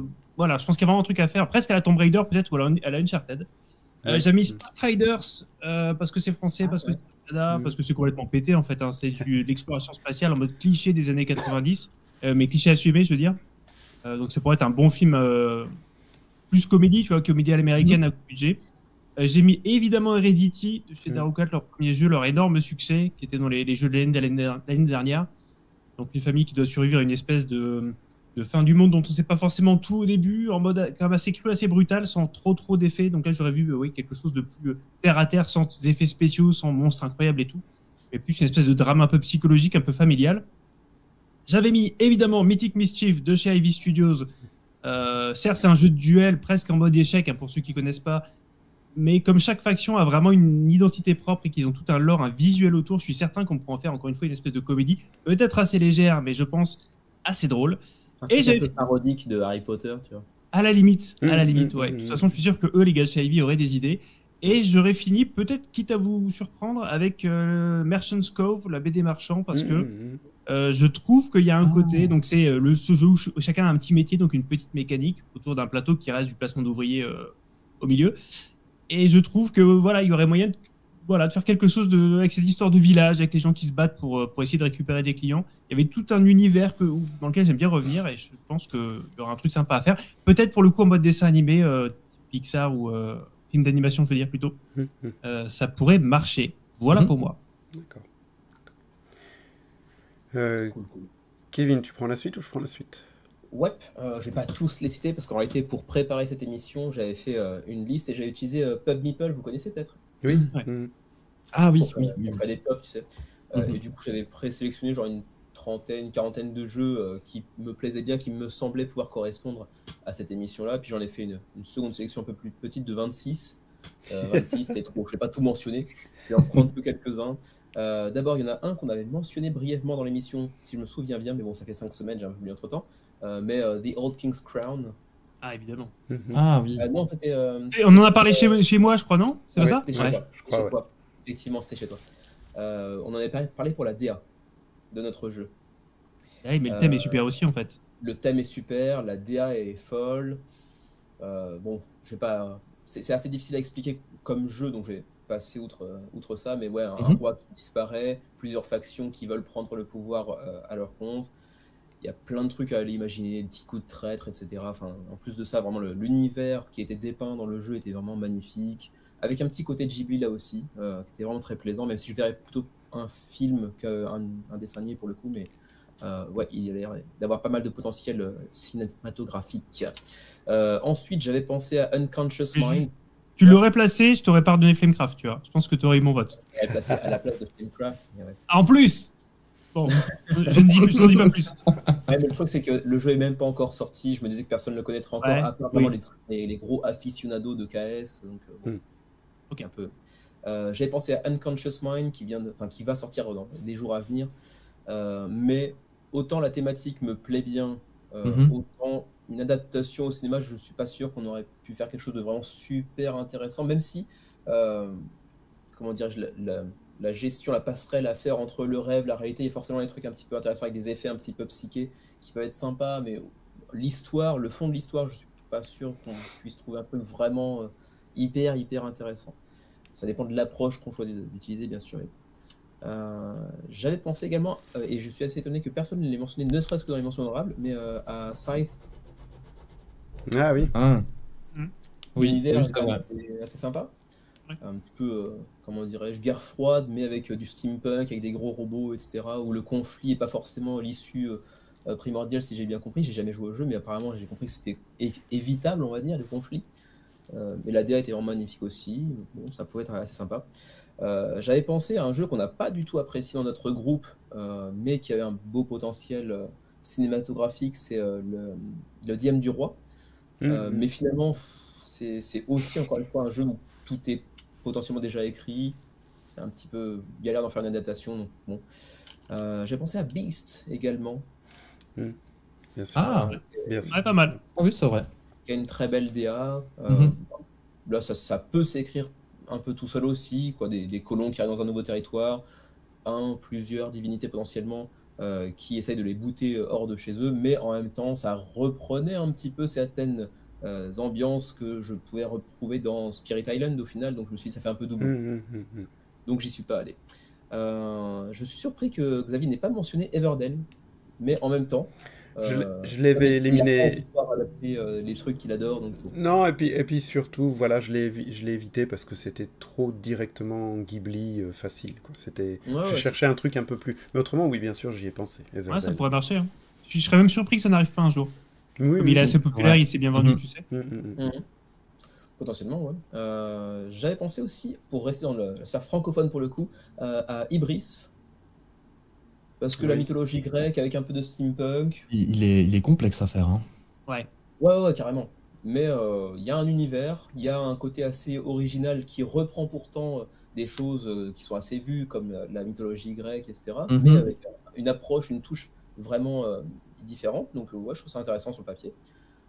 J'ai pas pris Yedo non plus dans la liste définitive parce que, bon, ça, Japon féodal, bon, ok, on a revu aussi un petit peu, mais l'ambiance est vraiment très très cool, puis c'est un jeu que j'adore en plus, donc voilà. J'avais aussi Scarface 1920 parce que c'est évident, mais bon, les films de mafia, il y en a tellement déjà que c'est pas forcément finalement aussi intéressant que ça. Et puis en dernier, je dirais juste Subterra parce que c'est fun et que ça s'écrit Ah ouais, ça peut, ouais. Il y a eu d'ailleurs un film d'horreur dans le genre. Bah oui, avec des spéléologues qui étaient coincés sous terre et puis je l'ai vu, il est horrible. Ouais, il est vraiment dégueulace en plus. Ça s'appelle comment? Je sais plus, il est pas d'hier, hein, il date pas d'hier. Ah non, il date dans les commentaires au pire. Ouais. Il y a bien quelqu'un qui a la rêve dans les commentaires, je pense. Oui, bien sûr. Oui, mais Subterra, bien sûr. Encore une fois, être un truc un peu déjà vu quand même, des spéléologues qui s'égarent et des monstres qui se réveillent après des centaines, des milliers d'années dans la glace ou je ne sais quoi. Enfin, je serais étonné que ça n'existe pas déjà, donc ça manquait un petit peu d'originalité selon moi. D'accord. C'est bien. Un beau panel quand même, un beau panel. Ouais. Oui, de ouf.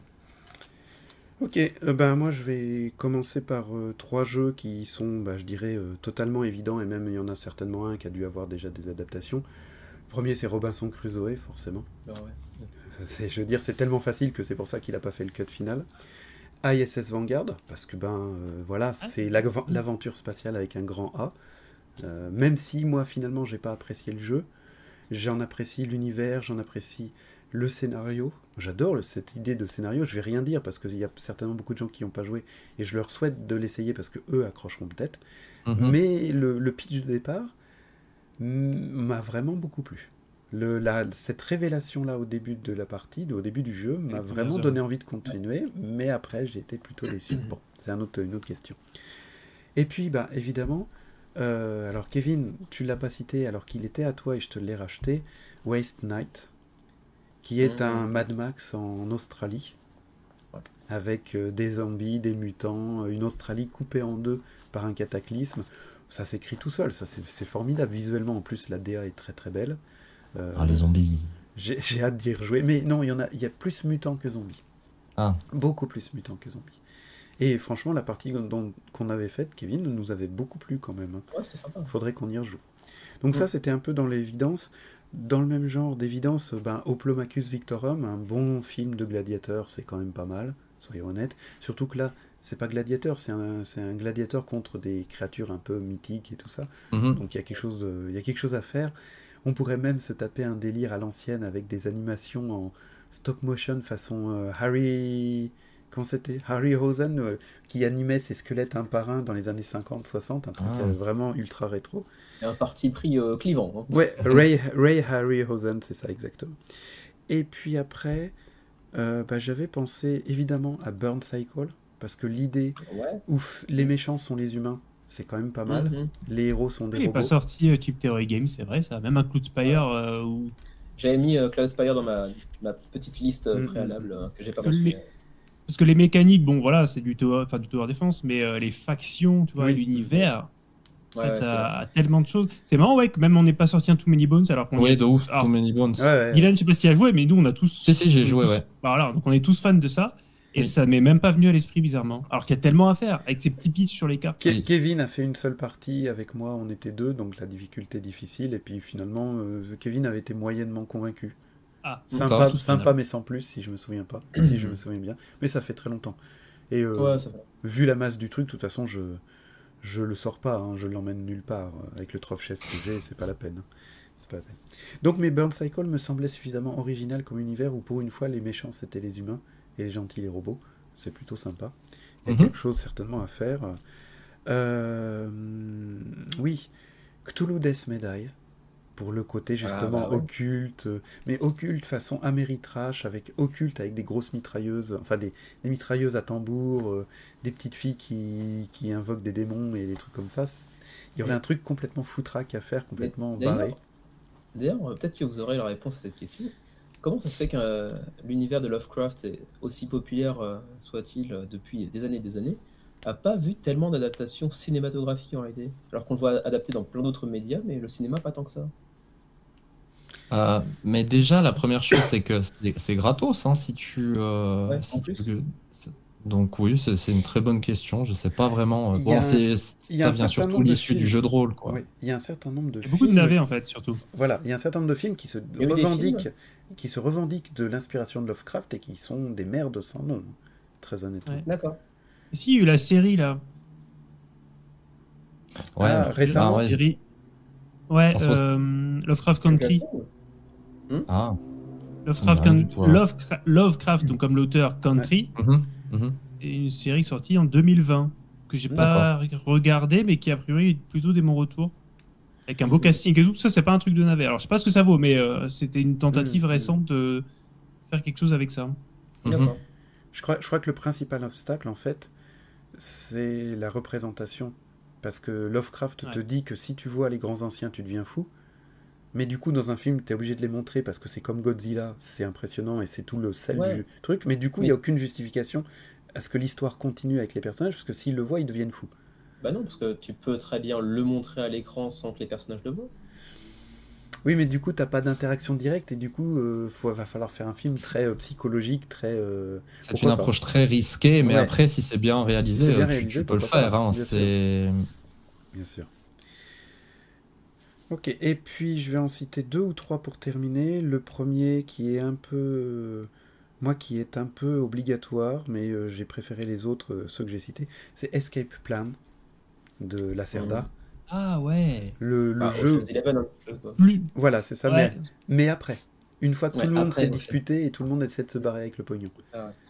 Et après, les mécaniques sont top, mais en guise de film, ça ferait peut-être un film un peu standard, un peu convenu, non? Ça dépend, ça peut être tourné comme une comédie où justement les anciens complices se tirent dans les pattes et arrivent quand même à échapper à la police, à chaque fois un peu miraculeusement. Ça donc c'est du hold-up, c'est ça, hein, parce que je connais pas du tout. C'est ça. En fait, tu as fait un hold-up, ton groupe a fait un hold-up, et quelques années sont passées parce que tu as planqué le pognon, et en fait tu t'es disputé et un indique nous a donné, donc on doit s'enfuir de la ville. Et on doit s'enfuir en ramassant le plus de pognon possible avant les autres. Ok. Et c'est vraiment très très sympa, et c'est un des Lacerda les plus accessibles en termes de mécanique de jeu et de complexité, tout en gardant un bon petit défi intellectuel sympathique. Et comme tu veux en faire... Vas-y. Non mais voilà, il y a vraiment un côté plus personne se connaît, tu vois. C'est ça. Ouais. On est tous les membres du même cast, mais là c'est chacun pour soi, essayer de récupérer de la thune avant de partir. Je l'ai vendu au tout début de ma carrière de Kickstarter backer, parce qu'il était trop complexe pour moi à l'époque, j'étais buté dans tout ça. Et aujourd'hui je regrette infiniment d'avoir vendu cette version KS qui sera, je pense, difficile à retrouver. Ça dépend, ouais, c'est... En occasion, elle est encore assez trouvable, je pense. Ouais. Et puis comme tu veux en faire une comédie et que c'est toi qui l'as choisi, forcément il y aura Jack Black dedans, on est d'accord? Ah bah, voilà, c'est... Et Chris Rock. et The Rock. The Rock plutôt. Ah non, ça fait trop de Rock, oui. Bon, The Rock, juste The Rock. Jack Black, The Rock, et Pierre Richard. Je vais en citer un autre, un avant-dernier, qui va être, lui, tout à fait ghibliesque. C'est Mistwind, parce que le coup des baleines volantes, voilà, c'est tellement mignon et poétique. Et en même temps, il y a moyen de faire un truc un peu à la Laputa, avec quand même de la technologie, mais un peu steampunk et tout ça. Je pense que Mistwind pourrait faire une base de film un peu d'aventure et justement de chemin vers le monde adulte pour des gamins qui seraient dans ce monde-là, qui pourrait être pas mal. Et puis le dernier que je vais citer, c'est totalement un délire. Je pense que vous allez me huer, me vilipender, me vouer aux gémonies éventuellement même. La bonne paye. Non, c'est Coffee Roaster. Le jeu où il faut faire la meilleure tasse de café, parce que moi je le verrais super bien en film de Hong Kong, dans tous ces films de Hong Kong où il faut être le meilleur cuisinier, où il faut être le meilleur, tout comme ça, cette espèce de délire qu'ils ont, les films asiatiques de compétition comme ça, qui sont complètement barrés, et avec évidemment comme barista Jackie Chan, parce que voilà, il faut des cascades quand même. Hein, mais Coffee Roaster, moi ça pourrait me faire un gros délire sympathique. Et puis voilà, c'est atypique, donc le principe même du jeu est assez atypique. C'est sympa. Voilà mes mentions honorables. Et bien voilà, je crois qu'on a fait à peu près le tour de notre question cette fois-ci, malgré l'interruption intempestive technologique. Donc on s'en sort pas mal. On s'en sort pas mal, je trouve. Du coup, n'hésitez évidemment pas à nous proposer d'autres films en commentaire que vous aimeriez voir adaptés, d'autres jeux de société pardon, que vous voudriez voir adaptés en film, et puis aussi voter pour la liste qui vous plaît le plus. N'ayez pas trop de guerre concernant Flamecraft. Hein. Je l'attendais, voilà. Là, je viens d'avoir une fulgurance. Personne n'a parlé du secret de mon père. Il est trop tard, on a fini, mais... Si, j'en avais parlé. C'était évoqué ou... Je crois pas. Le mois dernier, alors? Ça me dit rien, ça me dit rien. Ou alors c'était encore chez toi, dans ton émission. Oui, ouais, parce que celui-là, il me paraît bien aussi. Voilà, trop tard, trop tard. Mais... Oui, c'est dans ton émission où tu avais parlé de différents types de workers. Ah oui, ouais, oui, c'est vrai. Apparemment, en fonction de là où on les envoie, c'est dans les émissions qu'on avait fait sur le... c'est sur quoi déjà cette émission Fait trop d'émissions, les gars. Fait trop de choses. Ça fait longtemps. Sur le jeu qu'on crée ensemble. C'est ça. C'est ça. Non, mais 12 projets en même temps. On est charrette, quoi. On est charrette. C'est beau, c'est beau. Ok. Bon, bah, Kevin, on va te laisser conclure. Ok, t'es en train déjà. J'étais un peu en train de voir, mais bon, on va couper l'herbe sous le pied, écoute. On peut en finir. Non, mais merci encore à tous de nous avoir suivis pendant ces certainement 2 heures et demie, je sais pas. Ouais, à peu près. Avec ce sera aussi long qu'un film, du coup. Voilà. C'est dans la thématique. Tout à fait. Et puis, n'hésitez pas encore une fois à laisser en commentaire vos impressions, vos avis, vos propositions, etc. Xavier et moi-même remercions bien évidemment nos 2 invités du jour, Dylan et Nyx. On vous mettra bien sûr en description un lien vers leurs chaînes respectives, que ce soit Nyx pour sa chaîne à lui, bien sûr, ou Dylan pour la chaîne qu'il partage avec ses amis des hauts plateaux. D'ici la prochaine vidéo, on vous dit simplement portez-vous bien, jouez bien comme d'habitude, et puis encore une fois, à la prochaine. Salut. Salut. Au revoir.